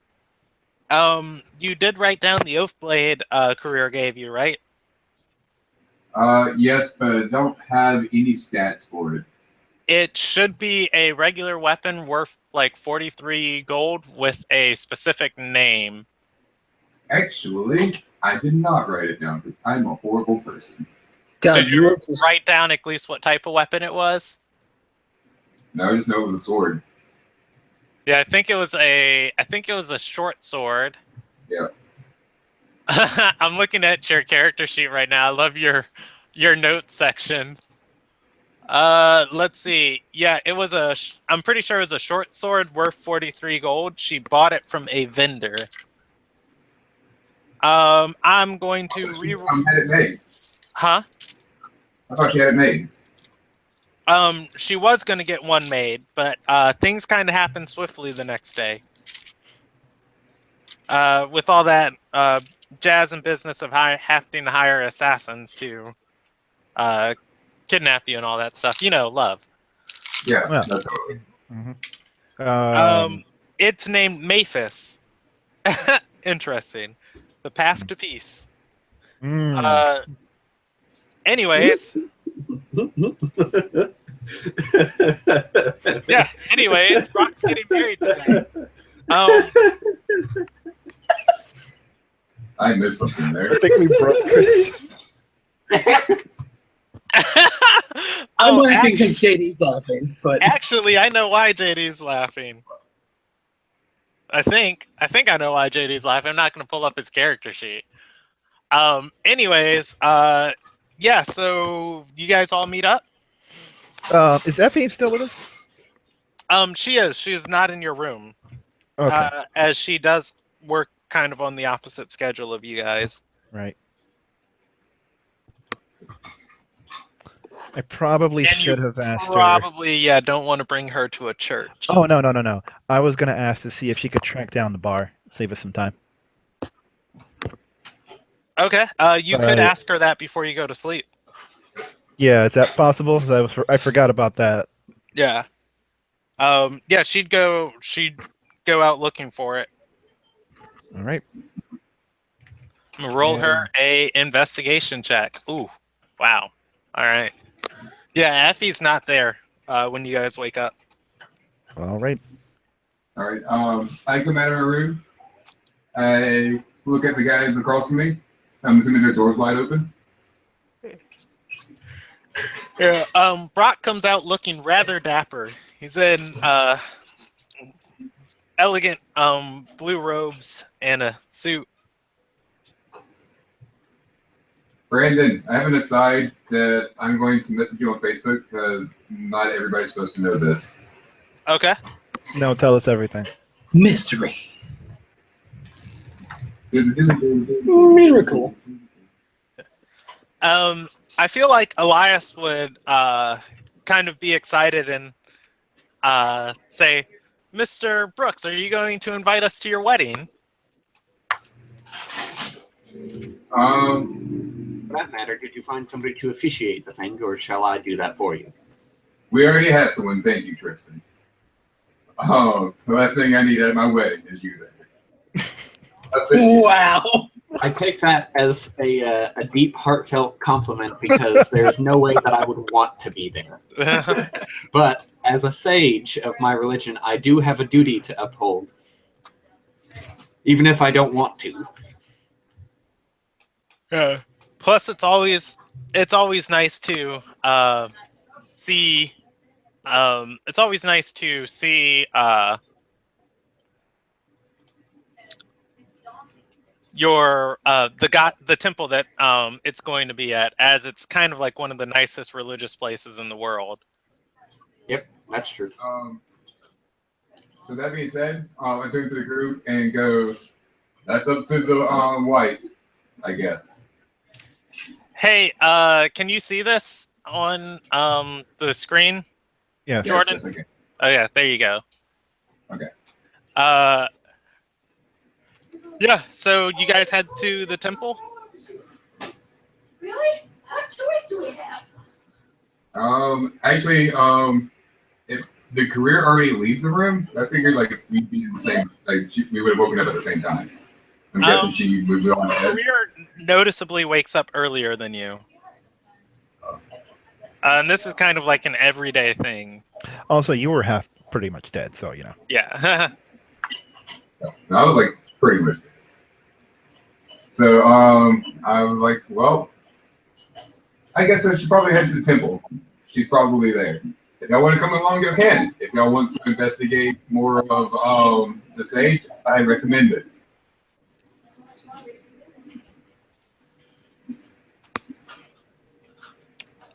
I'm gonna need a decision from peeps. Where is everyone going? Because that's gonna determine stuff. Just go to the wedding. It's gonna be pretty. I might as well go to the wedding because I'm still technically career's bodyguard. Your career's bodyguard with your last given instruction is to make sure Brock doesn't get himself killed. He didn't die. He didn't die. That's true. He made it to the wedding.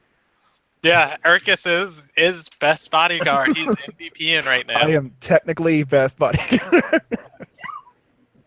There's not even a technically about it. It's true. Put it into their life. Didn't die.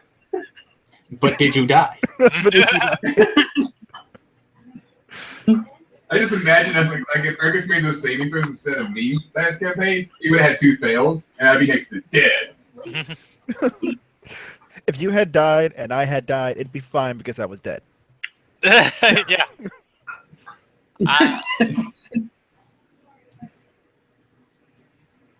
All right, so do you guys all head to the temple?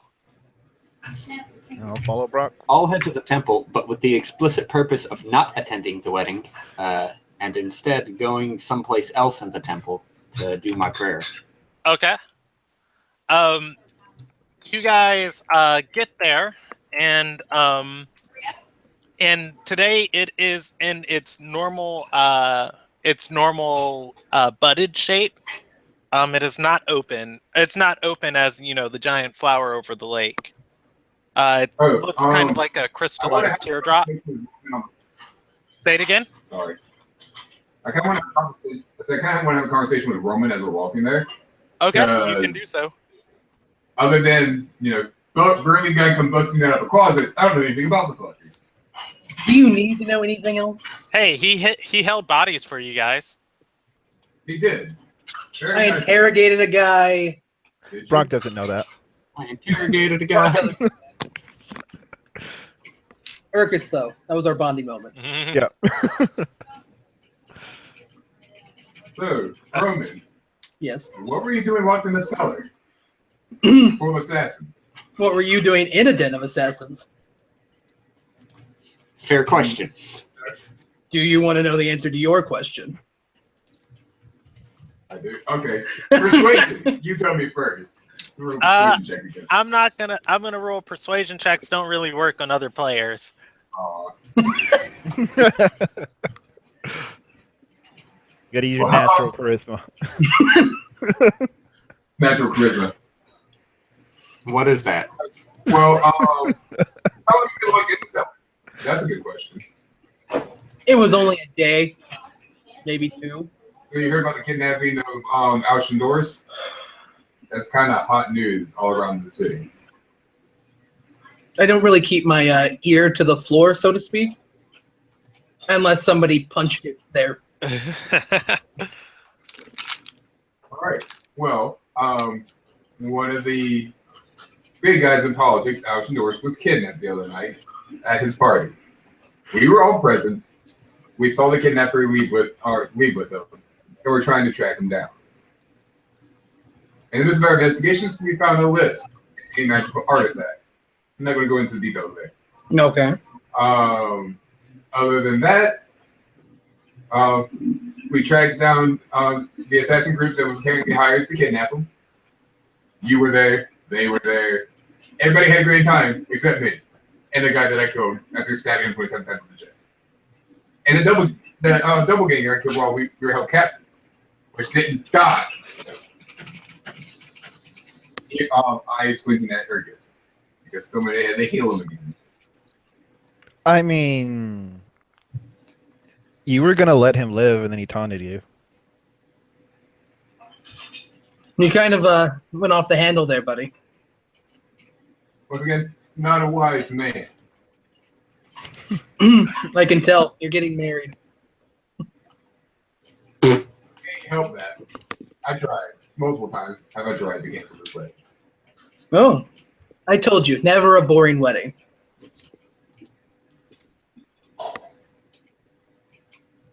So, about yourself now. Why were you in there? I was kidnapped. Or taken captive. He was Why? taken. I'm not 100% sure. I Taken just gotten into port, had it out with my captain, It's decided because he has to a go. very specific set of skills. Skills that make life uncomfortable for certain people. Taken captive is the manly way of saying kidnapped. He doesn't have money. What I have is a left hand given to me by the gods. Which And one? also the rest of my body given to me by the gods, because I'm That's how it religious works. and I believe that everything is a gift from the gods. It just depends on your point of view. Kind of. So you came in from port? Are you from a different country? Or why were you at port, not just on the road? We had just finished up a merchant contract. Oh, so you're safe. Yes. That's interesting. No, it isn't. It's not, actually.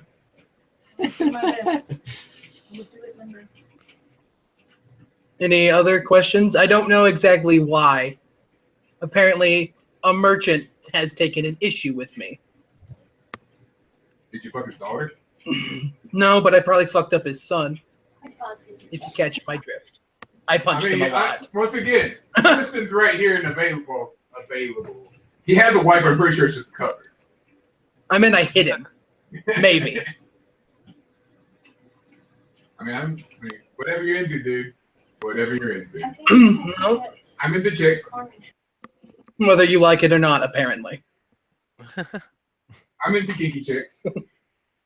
Just not ugly chicks. She tried to kidnap him. Are you whispering that to me?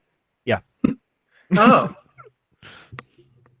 That's So successful. your fiance kidnapped you, and you work with a dragon child and a vampire girl, Allegedly. allegedly. Aaron's looking pretty strong. Stronger Yeah, than this Brock's got it pretty much all together. Things are coming up, Brock. I can take Brock and Aaron and leave. It'd be only Brock's angels. Moving on up to the east side. All right, so All right.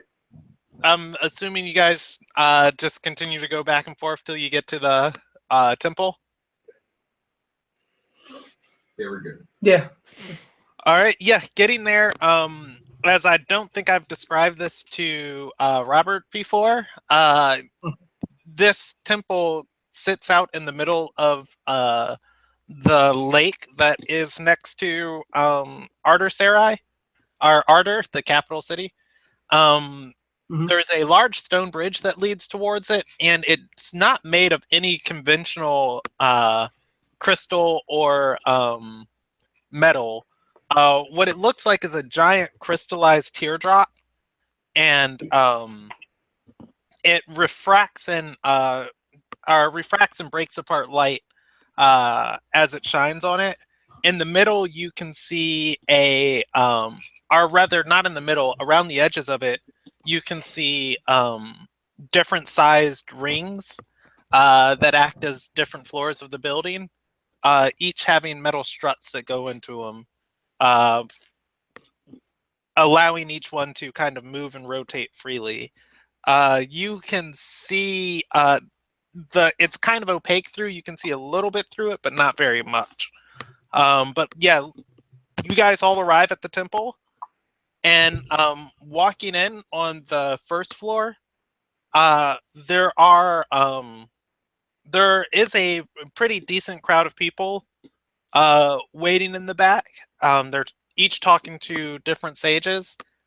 But up near the front where Umiya had given her speech before, near where the altar once was, there is the open pool of water still in the raised platform. However, Courier is standing there talking to the Ocular. Do you guys approach her? I definitely approach career. Okay. Whereas before, once this building folds down, this first floor can occupy, thousands of people. This, with the walls up, the space is more intimate. Your path leads you by the statues, as it did before, with the ponds next to them. This time, 2 of the spots have been filled, as far as statues occupying their place. There are benches too, put out back from the raised platform, enough to seat a small crowd. However, there are only 4 people in attendance. I approach career, and then go. How did you know blue was one of my favorite colors?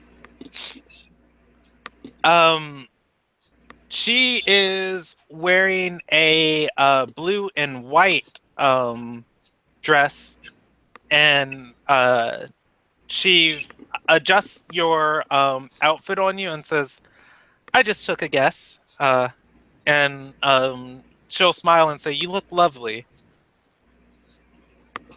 Thank you. You also look very lovely, and I see that you managed to make some money. Nodding back towards the new statues. She nods and says, "This is only one of the temples that I service now. There are multiple in the city. With time, we'll have a good amount of currency flowing in."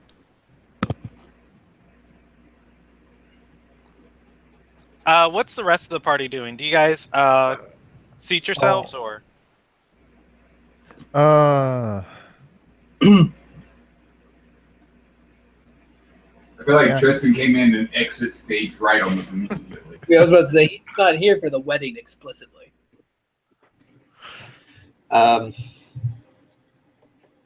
Yeah, I'm gonna. The more I think about it, the more I think, yeah, I'll actually go, but for the intended purpose of seeing how the other stage does it, just so that I can study the art, as it were, hone my own skills. Essentially, I'm there for me, not Brock. Okay. You keep lying to yourself. You know you love it. Where do you sit? There are 4 benches on each. There's actually I got a math. There are 4 benches on each side. Each bench enough space to seat maybe 3 people. Which side is Career's side?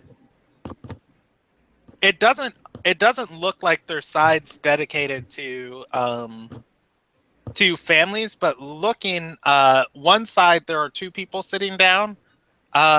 You see a familiar half-orc and a man with long brown hair. Okay, why does the half-orc look familiar?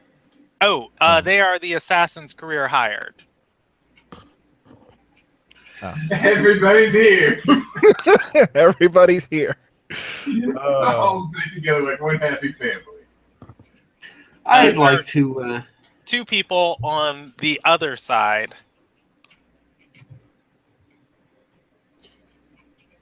I'll go sit next to the assassins, I guess. Okay. I'll go with him since it's gonna have to be Um, career side. As you go to sit near the assassins, oh, what is his name? Dove, Dove. right? Yes. No, Alnick, the human, leans over towards you with his hand extended for a shake, and he says, "No hard feelings, right?" I'll nod. Correct. All in the line of business, as it were. He nods and says, "At career, she's a fine woman." I nod and say, I know, much too fine for the likes of him, but He clicks his tongue and says, "Yep, seems like a waste to me." I'm bonding with this guy. Over your mutual hate of Brock. I jokingly point towards Brock and say, I don't suppose you'd be interested in doing me a freebie then. Oh no! Did you guys bring Jessica? No. I assume she would follow us like she always does. Yeah, do you guys tell her to go anyplace else? No. Trick your room. We didn't have a chance to tell her anything. I mean, Oh no. does she care about marriages? No, but I hate when Jessica's places because she sees literally everything. Oh, good. Yeah, Jessica. So you guys all sit by the assassins? Yeah, pretty much. Jessica points to the other side with her dull expression, as always, at the two people sitting down over there. And she says, "Wait, I thought Brock came with us." Sitting on the other side of the chapel with their hands like covered over their mouth in shock, looks to be a very feminine Brock, with long flowing blonde hair. Wait. Oh, yeah. Do I notice these people? Brock wouldn't have noticed them originally walking in because he's kind of focused on career. At any point, if you turn towards the crowd, you'd probably notice the shock on this person's face.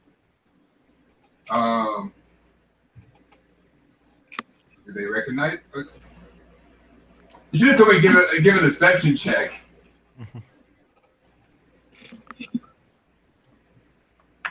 I guess I'll face the crowd because I need to see where everybody's at. Okay, yeah, you see the described scene.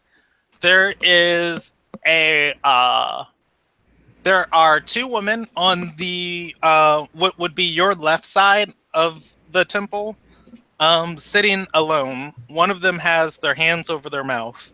I am going to immediately turn to... Yeah, squinting, you're trying to recognize who it is. And then you'd see the rest of the party and the assassin sitting on your right side. I'm going to whip really fast to career and go, who did you invite? Career shakes her head and says, "I've invited no one. I simply asked the Ocular if there was any way we could do an Elil Nagillion wedding." We were the two at that bench over there, participating in the wedding. She squints, making a perception check. Looks at the person there, and then looks back at you. Then looks back at the person. Then looks back at you, and she says, "Did you invite your sister?" Does Brock have a sister? Doesn't know where I You have a sister? Yeah, as you sit and continue talking back and forth with Career, the woman stands up and she says, "Russell?" Fuck. This, Your name is Russell? this Quickly I don't run want to over fight. her, I don't want to fight 2 days in a row. grab her by the arm, and shout, "Career, give me a minute," and then pull her into a room to the side. Wait, you grab Career and leave her? No. I grab my sister. Bless you. Okay, she, as you walk towards her, because she's a good 15 feet away from you at this point, Welcome to the she's, state. I'm freaking the fuck out. yeah, she says, "Dad's worried about you. Where'd you go? Everybody's been looking. Just We thought..." be quiet. Yeah, she would walk off with you. I'd just like to take a minute to lean in and go, "Told you. Never in wedding." Brock had 3 options to pick from when he was setting up his wedding. He chose this one. Yeah, you are alone with her. She immediately begins to feel your face. What are you doing here? She said, "Well, I've got forced into your position when you left. When I heard there was going to be a wedding ceremony by the Wills at the chapel today, I thought the least I could do was come and see it, since I'll never get one." And she kind of cocks her head and says, "Wait, what are you doing here?" That's a really long story. We got time. Hey, so what are the odds that any of us could follow Brock into to wherever he's gone? I mean, you could pretty much follow him. I mean, Probably. at this point, Career is just kind of looking confused at the altar, along with the person that this woman had attended with. Okay. I'm gonna go and follow Brock. I'm gonna sit tight, shoot the shit with the assassins. Yeah. So after that initial exchange, "What are you doing here?" the door opens and Tristan enters the room. Nope. Out. Not right now. I will disobey Brock and then dare him. Go ahead, make a strength check against me. See what happens. As I have 16 strength, I really want to see you do it. But otherwise, I'm going to say, "Is there a problem?" As I understand, it's typically considered poor form to leave a girl at the altar. Well, the ceremony hasn't The started yet. woman bows and says, "I didn't want to interrupt the wedding. It just seemed appropriate to speak out. I'm sorry." She bows again and says, "I'm Rachia Renalpaw." I'll raise a hand and say, "Please, I was not speaking to you, although it is a pleasure to make your acquaintance." I'll turn back to Brock and say, "Get back to the altar now. This is something that clearly can wait." No, it can't. You don't understand the situation I'm in right now. Hey, Brandon, can I make an attempt to grapple Brock? You can. Okay. She put up your dukes, Mr. Fancy Britches. Yeah, as you guys go at it, she says, "Really, Russell, I can wait. I'm just happy you're alive. We thought you were dead or kidnapped or worse." Well, all grown. Why am I not surprised? Well, to be fair, I have been almost dead and kidnapped and worse. But are you dead though? Urkus is like, hold up a minute. I've been doing my job. Brandon, I'm going to go ahead and roll that athletics check to grapple. Okay, go ahead. That's going to be a 20. Acrobatics check or to dodge? It's athletics or acrobatics. Acrobatics check or a opposed grapple check, which would be an opposed athletics. Acrobatics or dodge. All right. So I'm gonna grab Brock and essentially heft him over my shoulders and take him into the altar room. Yeah, Sorry, this my is sister. I'm gonna go. This is the worst that I was referring to. yeah. Laughing. Rachia follows you guys back into the room, and she bows towards the altar where Career is, and says, "Madam, you are simply splendid. I apologize for interrupting your wedding to my brother, or your marriage to my brother." I will. I'll gingerly set Brock down back in front of the altar. I have a lot of shit going on right now. Brock's like, honestly, I'm just feeling really attacked right now. Like, there's some things that she probably needs to know before marrying me. We're gonna have ourselves a heart-to-heart. Um, I'm starting to regret my decision to sit by the assassins. the ocular gestures towards Brock, holding her hand forward, and says, "The Oathblade." Hold up. I started a conversation with Career, because she's probably wondering what the fuck's going on right now too. She's looking. She's throwing a few concerned glances towards Rachia.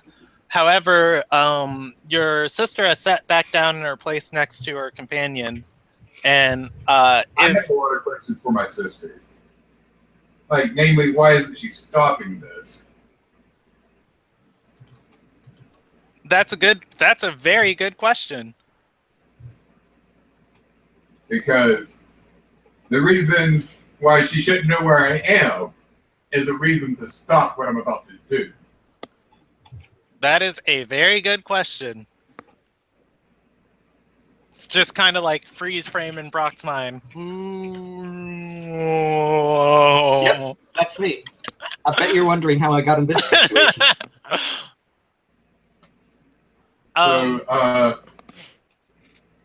Career whispers to you, hand her the blade. We'll do yours first and then we'll do mine. I need to.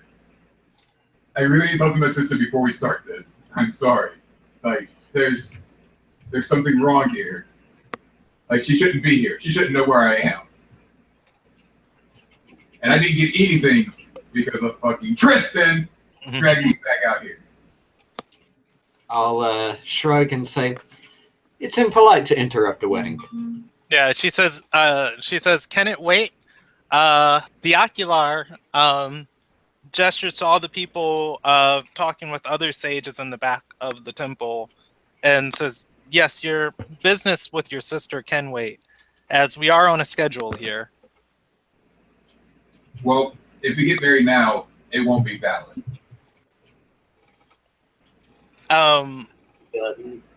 Career looks at you with a kind of a gas look and says, "Why? Why is that?" Because you're about to marry Brock Brooks, and that's not who I am. Gasp. Dun dun dun! Yeah, she says, "So Russell is your real name?" Russell Renpaul. And she nods and she says, "And Russell Renpaul has been running around doing all the things he's been doing lately?" Yes. Like, She who I thinks am? for a moment and says, "A name's only an arrangement of characters."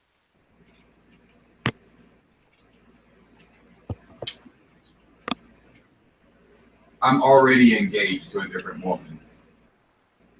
How loud does Brock say that? Right now, I don't have anything to hide. Everything's out of the bag with my sister showed up. So you say that to the whole audience? Say that out loud. You whisper it. Yeah. Like, I need some time out. And this is like the only thing I can think of to stop it. Putting her hands over her mouth again, Rachia kind of has that shocked expression, and she's shaking her head like no, like no. Oh, I grab her by the shoulders and tell her, you need to calm down. Everything's going to be okay. But we really need to talk this out. She's still about 15 feet away, but looking at her, it's not the no like, oh my god, I'm panicking. It's the no of like somebody's shaking a tree and there's a giant boulder on top of that tree and it's about to fall down and crush them. Like, don't do that. Don't do that. Don't do that. It's kind of like a warning no. To clarify, the sister is the one in the pew sitting there going, no, no, no, no, no, or Yes, what is Career it's the doing right sister. now? Yeah, what's Career up to? How's she looking? Yeah, Career looks a little horrified and she says, engage to who? But you wear those blades in this culture when you have none. That's because I ran away from it. I didn't want to be tied down to any one woman yet. I felt like I was too young to be tied down. And she says, well, then are you bound to this person? I haven't even met this woman. Then you don't love them. It's a political marriage. Like, it's my responsibility in order to keep the relationships between other neighboring countries secure.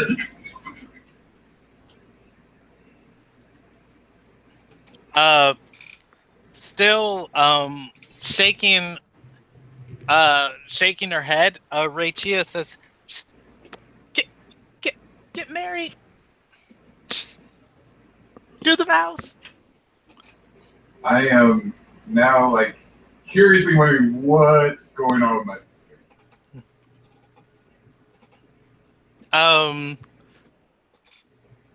Does Brock say anything else to Career?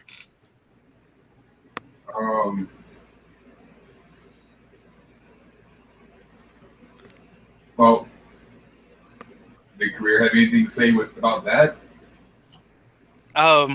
She's kind of leaning back and kind of like that stance of like, did you just swing at me? And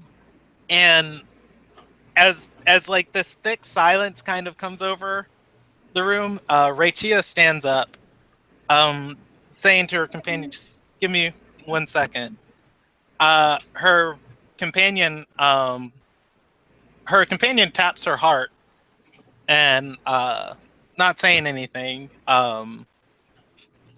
Rachia walks up to the altar, moving towards Brock/Russell.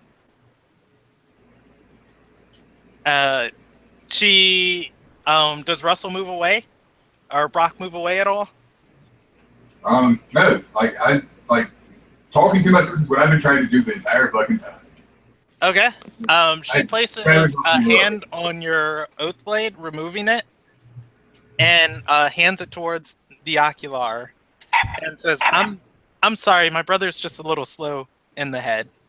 I'm thinking to her, what are you doing? She whispers in your ear and says, "You ran from your duty, and it was forced upon another. If you want to get married, get married." And she moves back from the altar. The ocular, looking at the oath blade, says, "Very well." Looks it over and says, I bear witness to this oath. Do you want to exchange any vows of your journey with the blade?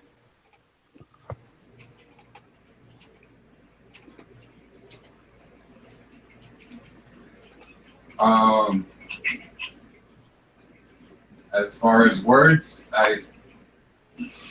can't think of anything right now. But I know in my religion, I tend to give a trinket to the one we wed. So I'll give her this medallion, whatever this charm she gave me earlier. Okay. Career takes it, and she nods and says, "I will wait until your ocular is done." The sage the ocular is still looking over the blade and says, "And the name of the oath blade?" Career says, "Maphis." The ocular says, "Oh, very well. The path to peace. It is the guiding star with which the third magnate was crowned under, with which the second war with the Mil Sarai came to an end." Gotta double check that one. She names a few more historical events that happened under the star, and she says, and it also bears witness to this oath. May you two walk the path together and find peace on it. Handing you back the blade, she nods to Career. Career takes out a sheet of papyrus from Papyrus? papyrus, and reads her oath. Her oath of blooming. She says, "I pledge to respect your unique talents and abilities, to lend my strength to your dreams. I promise to take care of you, to encourage you and inspire you. Asking you to be no other than yourself. From this day forward, you shall not walk alone, but wherever we walk, we shall spread life and light together." What? And she looks you in the eye and says, "With this, our oath is made." Teresa asked me if I would do it. Since that The ocular, looking between the two of you, says, "Very well. I bear witness to this union. It is complete." She nods and says, "You may continue about your business. Just do it privately, please." There's no you make us the bride. Career doesn't really look like she wants to kiss you right now. You can try. I need to sit down too. I think. You know what? I grab Career by the hands, holding both of them in both my hands. Because That face when you girl got hands. Stare her in the eyes and go, "I'm very sorry. Those vows were beautiful. I want you to come with me while I talk with my sister to figure out what was going on. I've been away for and that's way too much to talk about." As you're saying this, like I'm assuming the whole crowd's kind of like shocked or a little horrified. Rachia is the only one standing up clapping. Oh no, I'm clapping too. Okay, yeah, it's just Rachia. I mean, shocked and horrified. Do you know us? I'm sitting here with this look of I knew it. I called it. I said there's no such thing as a boring wedding. Yeah. Elias should already have known. Yeah, Elias does not look surprised at all. Like, at all. Is that what Elias saw earlier? No. Elias actually didn't have the check to beat. Rachia made a check to try and hide her shock as to not interrupt the services. And Jessica was just like, "What's she doing over there?" Because her passive perception is like 20. 10 out of 10. Yeah. Which is just like, oh yeah, you guys brought her. Anyways, yeah, Brock's married now. Yay! As Brock's ceremony concludes, a sage and another group of about 7 people begin walking towards the altar. The assassins stand up, along with Rachia and her companion. She looks to her companion and says, I will be a moment, and then I will meet back up with your entourage. The woman nods and begins walking out. I take Career by the hands and go, we should really talk to my sister. All right, the party is all together. You guys are standing off from the altar as another service begins. Essentially, you guys eloped. Yeah, let's first and foremost evacuate the area so that we can have a conversation about this outside, because I have a feeling that there's about to be a lot of shouting. So I want to have a conversation without the guys around. Yeah, and we would hate to, I don't know, interrupt a wedding ceremony. Yeah, as you guys are walking outside, Rachia just keeps asking questions. Where have you been? I mean, I assumed you left because of the wedding. So you love her? You like her? She's pretty. And just comments continuously like that. As this is happening, I'd like to approach Career and place a hand on her shoulder and say, how are you holding up? She says, it's a lot to take in. All right. But technically, I'm nobility now? Are we at the wedding hall? Yeah, you guys would be to the bridge outside at this point. I didn't want to go that far. I wanted to go to another room. Okay. Separate from the party. Because I need to have a talk to my sister. So if you can stop asking these dumb questions, so that we can understand what's going on. So I can figure out what the fuck's going on. Yeah, there's the private prayer alcoves downstairs. There's really no way of being alone, as Tristan was able to barge into you before. Upstairs there are studies you could possibly go to, but you could find some space to be alone. It's just if everybody else would respect your aloneness. Probably won't. Guys, can you please give me some time with my sister and my wife? I need to have a talk. Whoa. Please. This here's my sister and this here's my wife. We about to go into a private room for a second. Just give me a minute. Get her done. Man, that makes it sound way worse. Yeah. I mean, the actual situation is pretty bad.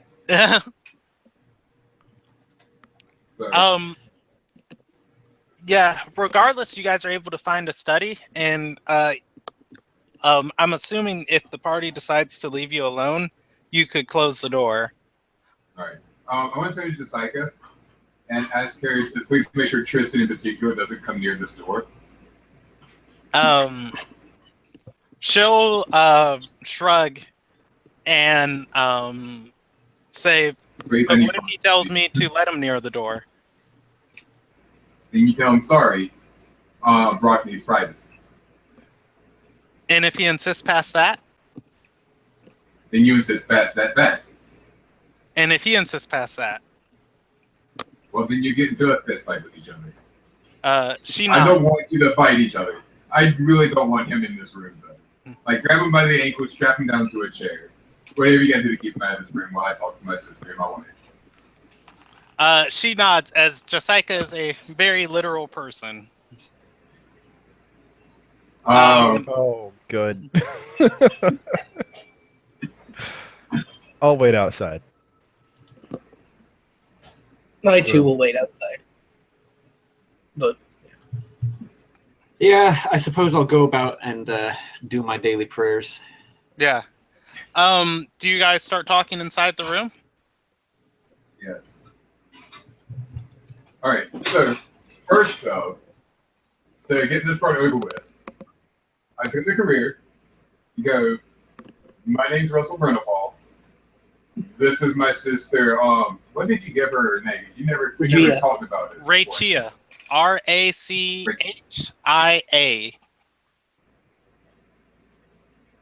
I spelled that right on the first go. Go me. So, It is based off this is my the old language. Oh, I'm sorry. Go ahead. So this is my sister Rachia. I'm assuming Rachia is like super excited to meet her. Yeah, she would flourish her dress and curtsy. And before or after a moment of doing that, she would just kind of have a like, wait, why did I do that expression? And then she'd hug Career instead. She's Still kind- a little shocked. Career would just kind of accept the hug. So, anyways, I turned to Rachia. What's going on at home? I thought that wasn't going to back down for my wedding. She holds out a very illustrious longsword on her waist, made of silver and stone. She says she wasn't going to let the wedding get away either. And she who? She like, wait, say that question again? I said I thought Dad wasn't going to give up on my wedding. Yeah, and she said he wasn't going to let the wedding get away either. And she, if Brock hasn't put it together at this point, she just like holds up the sword and says he forced me to marry her. But Yeah. wait, never. He says this is a surreal oath blade given from Lady Anadelia herself. And she says, which technically makes me a surreal. Okay. So,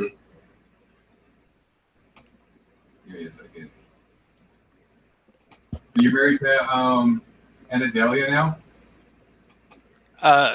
She nods and says it's not as bad as it would seem.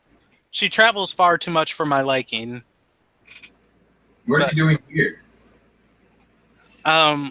She says there's a trial for a general on the 7th day. Lady Surreal has to be there for it. As such, I thought it proper to accompany my wife.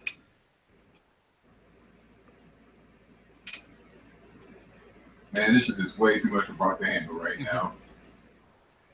So, Brock can't even. Alive! Still like with Brock, if Brock's looking at all distraught by this, she says, I'm really happy you're alive. I'm really confused as to what's going on. All right, so the person with you then? She nods and says it awkwardly again and says, my wife. And we know that, like, she understands, like, okay, one, how weird is it for two girls to marry in this world? As it is the woman who presents the oath blade, she can give it to whoever she wants. However, as it's also the woman who carries it around when she's seeking suitors, most people don't even pay it a passing glance, as they see your sister has the oath blade. It's like, oh, she's just looking for a suitor. It's not common, but it's not frowned upon. If you're an Alilna guy, it would be frowned upon. it would be considered lustful. So, are you happy with what happened? Talking. She shakes her head and says, "Not particularly. Lady Anadelia is a staunch believer in the Four Ascended. It was a difficult task convincing her to allow me to come to the ceremony today when I heard there was going to be Oath of Blooming happening here. But we were able to compromise since it was happening in a temple of the Four. However, my faith aside, she's a pleasant person." Are you sure you didn't have like anyone you were interested in before this wedding? She shrugs her, or she rolls her eyes like very sarcastically and says, "Yes, from the day I was born, I dreamed of marrying a southern noble, a southern noble from a proxy family at that. Of course, there were many great heroes of the North I wanted to be with."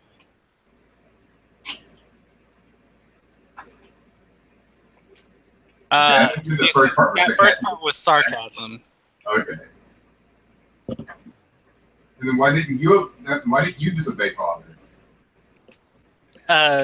She says, "Well, because if you ran or got kidnapped or killed or God knows or Goddess knows what happened," have to remember her religion. Goddess knows what happens to you. Then I'm all that father had left. I couldn't live with myself if I had ran.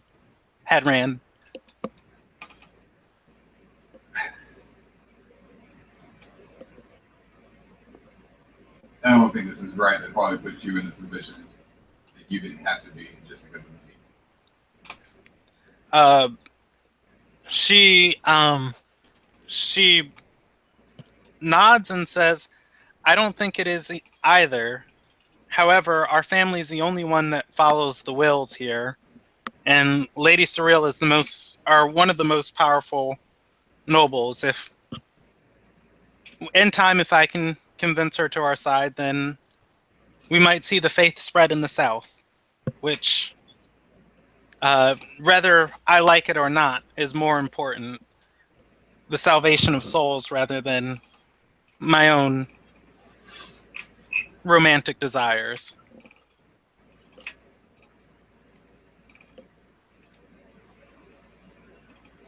So, I guess it's in a career and go, well, if you don't know who we are, we're the Renapol family. One of the most powerful people in, sell something. Artersarai. That country. That country.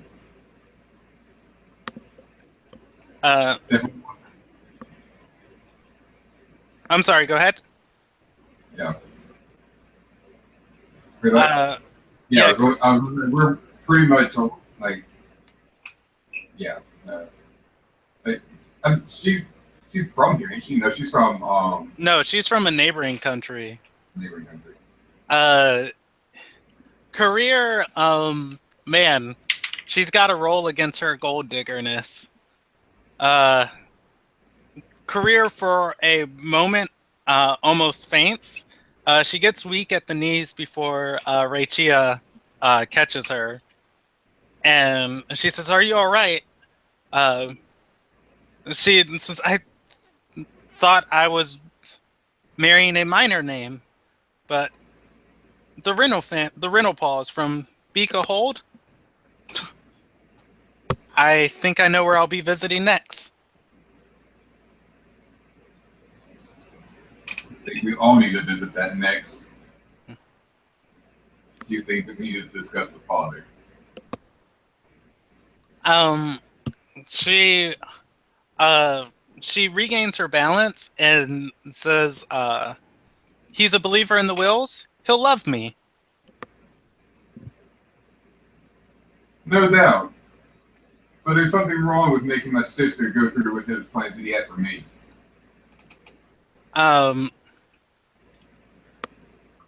Man. Career would just kind of look at your sister and she would say, I'm sorry, your situation's terribly unfortunate. But you must see where there's misfortune for others, or where there's misfortune for you, there's opportunities for others. With a very puzzled look, Rachia just kind of nods to that statement. At this point, the rest of the party, you guys can roll me a perception check. Oh, God. To see if you've heard any of the happenings inside the room. I have my doubts. 16. Tristan hears. Of course. Yeah, I don't believe Roman will be trying very hard. And Urkus is just, I guess, on his guard. Oh yeah, I'm controlling Elias. Of course, Jessica hears regardless, but she would roll a 19 without her perception added in. I was on mute. Yeah. Does Brock want to say anything else to his sister? Well, I guess congratulations on both of our marriages, question mark? She nods and says, I hope you find happiness in yours, as I have found in mine. Same. So we, you know what, I might as well just go out and meet the, her wife. That's gonna be so awkward. Hi. Could have been your husband. We were supposed to get married. Hi, I'm your ex-fiance. Exiting the room, Rachia asks you, where are you staying at in town so I can see you? It's not every day your brother comes back from the dead. Your twin brother at that. Yeah, so not every day your sister stumbles into your wedding. She nods and says, I assure you it was pure happenstance. I was trying to keep as low profile as possible, trust me. We're staying at the Doors place.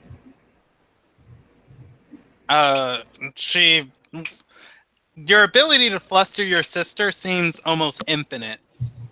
Well, her ability to fluster me is equal with it. Yeah. Fair trade. Genetic. She raises a hand to make a statement, like, and then closes and says, I suppose it's a long story. Have they They're outside right now. outside the room? I'll just since he said that and she looks confused, I'll just tell her just don't question it. Yeah. Wait, are the freaking kidnappers still there? No, they left. They didn't. They were just there to see Career for a moment. They got in. They pieced. Well, I mean, they stayed for the entire ceremony. I didn't know if they wanted to make sure she was all right afterwards. Nah. Yeah, they showed up out of politeness. Because Career made some really good charisma checks at them one session, but just not enough to get them hired again. Not enough to help me prevent her cart not get on fire. Yeah. However, Career once again. is rolling with a little bit more dough now. Once again, she didn't die. You didn't die. Best bodyguard. Yeah, Rachia would say, my brother expressed interest in meeting my spouse. I suppose you can all meet her if you'd like.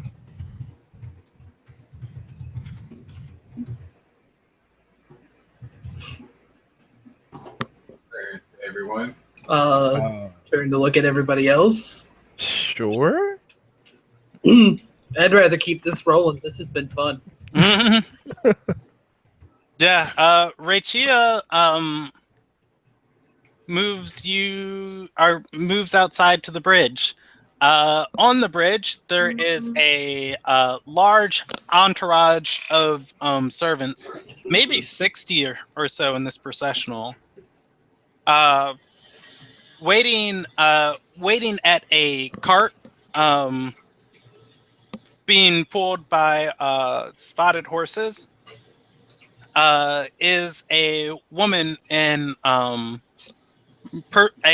flowing purple dress, and she has long black hair. Rachia walks to her. She stands and is helped down from her cart as she embraces Rachia. They talk for a moment before they both turn to look at the approaching party. Rachia introduces her and says, "This is my wife, Anadelia Surreal." The woman greets each of you by just briefly making eye contact and nodding. I'll nod back. I step up and give a over-exuberant bow and go, Russell Renapal, your ex-fiance, apparently. And now your son, and now your brother-in-law, also apparently. She would, at that, she'd smile and says, "Yeah, fate has a weird way of working itself out, doesn't it?" Apparently, most definitely the strangest way of working out I have seen to date. And I've seen a lot of strange things work out lately. And she'll continue and say, "Tell me, for my own curiosity, did you hear rumors of me? Was I that scary to you?" It wasn't you. Honestly speaking, the rumors were never horrifying. It was just the thought of being tied down. It was not something I wanted to do at the time.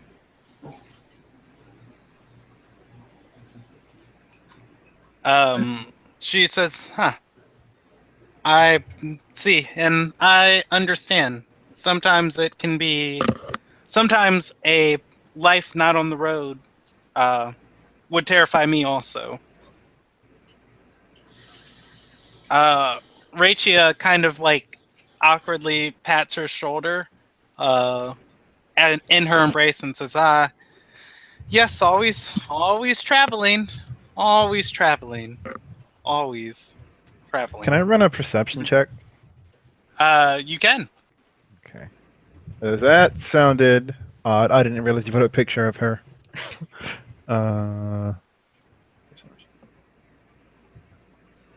I can't read. Oh, there it is. Got a 19. And you're trying to inspect Anadelia? Yeah. Okay. Yeah, from that you'd see she does not have an oath blade. Her appearance is really well kept. At most,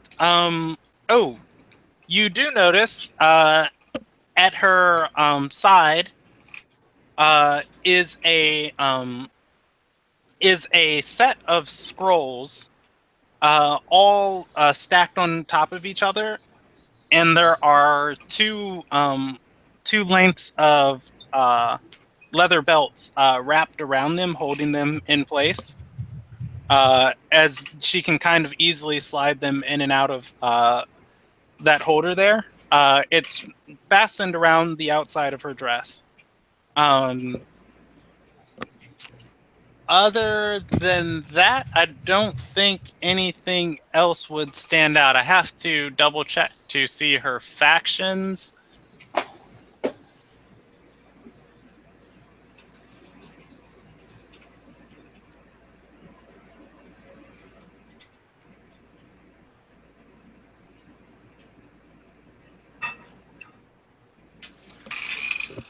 She would have a ruby pendant around her neck.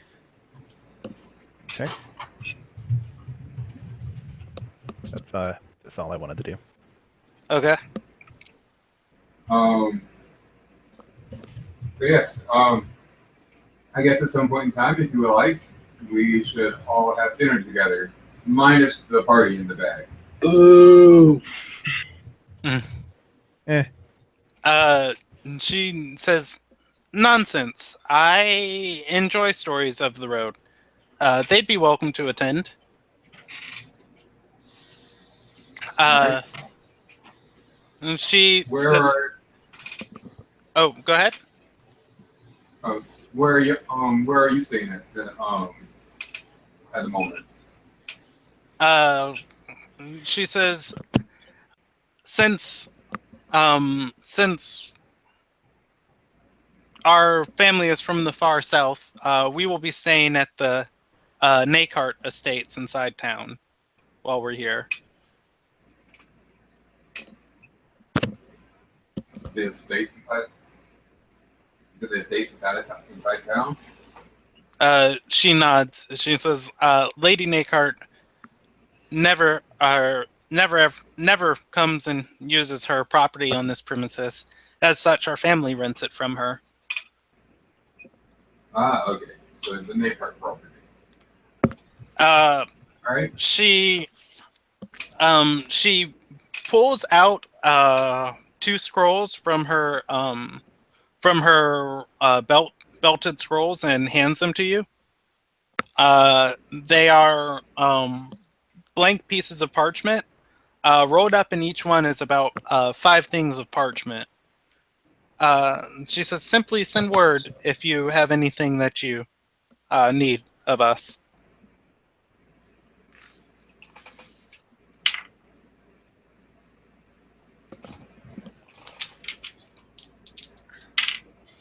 Okay.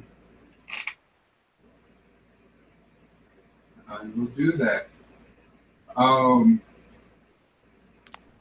So I guess we have a lot to talk about at some point in time later. But I see that you're busy.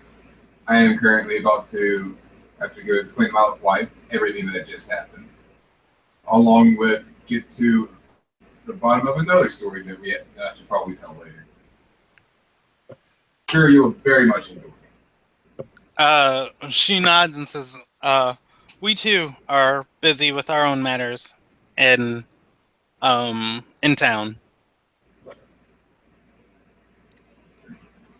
I will rank when we will next meet again. My sister knows where we are staying. She nods and says, "And if you need anything else, just feel free to write on those. I have plenty more I can send you if needed." Thank you very much. We'll be on our way. All right. You guys part ways.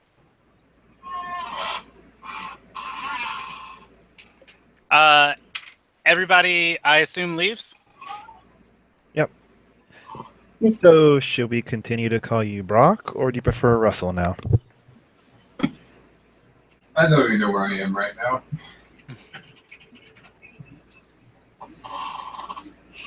Not expected to be uncovered this early. Or this soon. I expected to have more fun. This early. You've had 2 names in as many days as I've known you. Yep. Yeah, Career would say, "Well, you can call me Career Renoval. I prefer it. It's got a nice ring to it." It does, doesn't it? My character's laughing out loud when you're dying on the inside.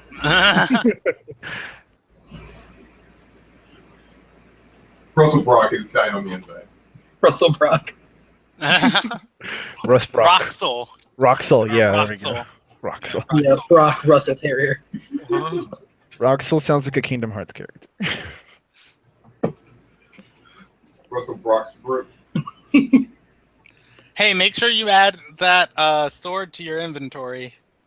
I thought I did already. I probably Nah. in the wrong spot. I could have sworn I added it somewhere. Yeah, I was just saying.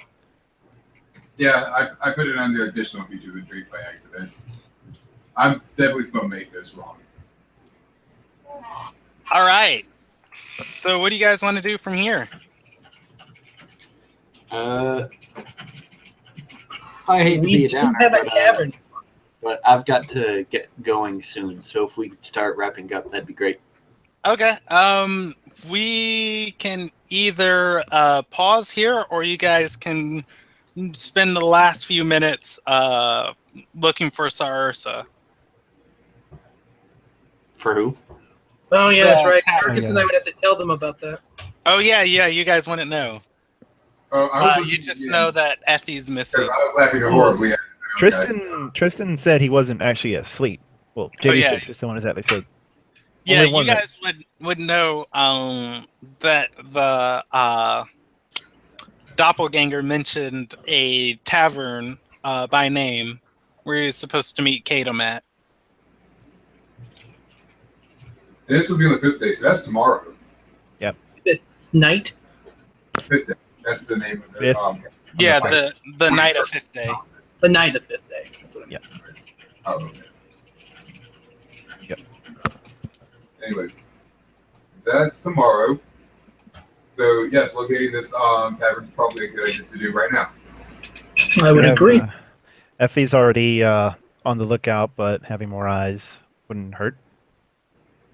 Yeah. Career would say, well, if you don't have to be there until tomorrow, I wouldn't mind celebrating today.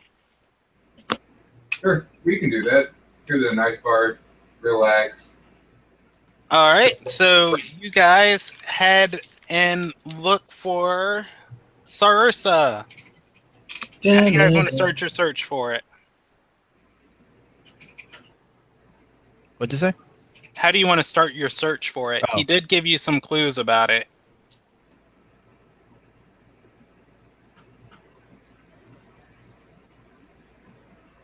What were the clues? There it is. Y'all remember the clues. I remember. You can roll me an intelligence check, and I'll tell you what you remember based on the chat. Even a Alrighty. 5 would get you something. I'm going to split up from the party and go Oh. with my wife to celebrate. I got a 17. Okay, you remember when he asked why weren't you fancifully dressed or something in response to how nice Skatum always dresses while there. You could assume it's a very wealthy tavern. It'll probably be in the rich side of yeah. town. The call on it, Sarsa. The Happy Blade. Yes. I remember. Yeah, you got that written down already. You're able to match that together as two guiding stars, the name of two different stars mashed together. Particularly Sarchia, the unsated sword, and Pa Ursa Major, the path to happiness.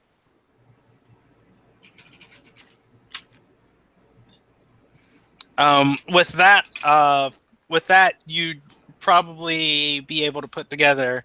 It's a pretty nice tavern, somewhere where working people can access it.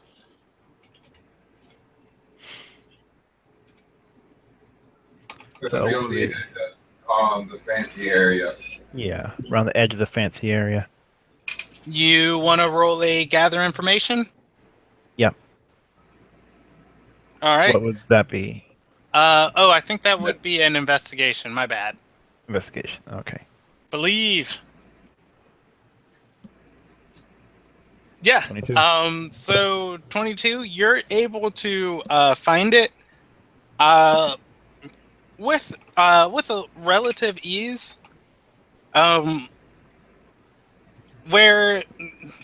you're walking into here, most of the time in Ardor, especially in Ardor, oh my gosh, in Ardor, there are so many humans everywhere. It's so annoying.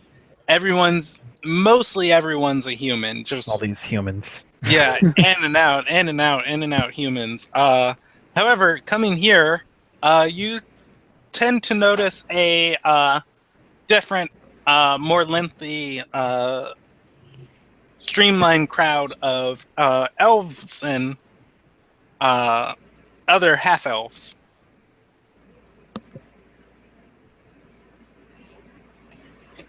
Okay, But yeah, you're able to locate it. all right.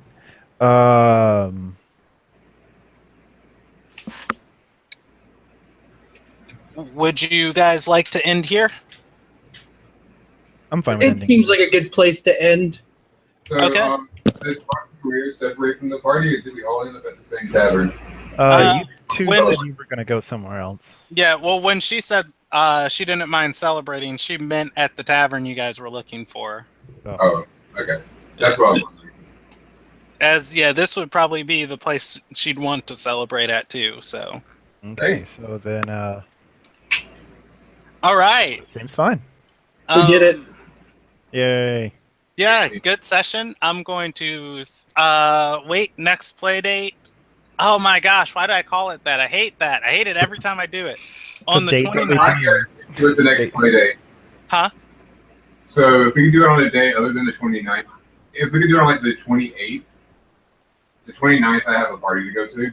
They're all able to make it. I know JD has his Friday night campaigns on the 28th. Can you not do it on the 22nd? Let me look up. Let me take a look at my schedule. Okay. I would be available on the 26th of that week. Oh, hey, I'd be available on the 27th also. I wouldn't be able to have a long session if it was a weekday. Yeah, I mean, it would be short and sweet. So, Oh, actually, hold on. On the 27th, I wouldn't be able to. I'm going out that day. If we have to have a Brockless session, we will, but we'll try and schedule it. Never mind. I had my week confused. I'm fine on the 27th if you want to do that day, Okay. one more chance. but it still has to be a short session. So, I can probably do it on the 22nd. I just need to make, because my schedule got weird, but like every other Saturday's still off. Okay. But I don't see what time. You need to check the 22nd.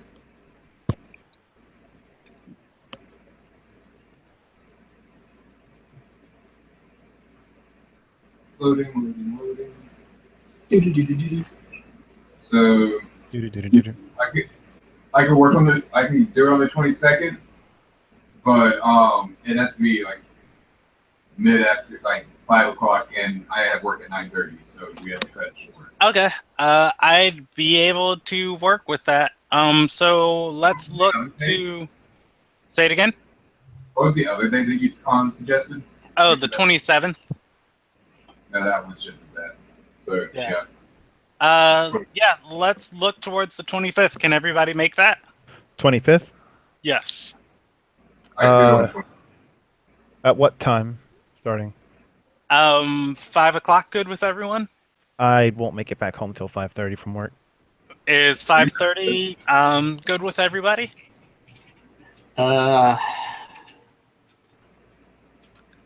We can do the same time. 6 o'clock, starting at 6:30, and we'll just be over at 9. Yeah, that's fine.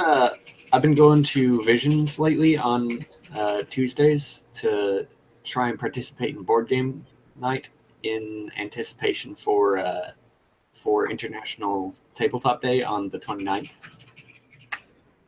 Okay. Well, no, we're talking about the 22nd. 22nd? You said the 25th. Yeah, I said the 25th. Wait, I said the 25th? Yeah. Yes. It's the 25th. So the 22nd. I'm sorry. I meant the 22nd. I thought that was what Jordan said. Yeah. Okay. Yeah. The 22nd. We can do it like we did not last Saturday, but the Saturday before. We had to do it early because I had work that night. Yeah, I can do it on the 25th, no problem. Or the 22nd? 22nd. Right. Yeah. Words. Yeah, 22nd. I don't work that Take day. your mind. All right. Group I get session 22nd means on I get to the sleep. 22nd, which works out real good because Group 1 is on the 27th and they are headed towards the capital. So we need you guys to figure out if you're going to catch this assassin or not. Oh wait, so Group 1's coming to where we are? Their villain has business here, and they just said, "Hey, let's help that villain out." Fortunately, Might need to get sharper nooks. yeah. Fortunately, though, the villain can teleport, and eventually, the Group 1 will have to walk. So you guys have a little padding before they get there. And it's just like, hey, we're gonna go see that NPC. Oh, they're dead. Hey, we're gonna go see that. Oh, they're also dead. Before that happens. Yeah. Hey, let's go. Oh, they're dead. All right, so I'm gonna end the broadcast though.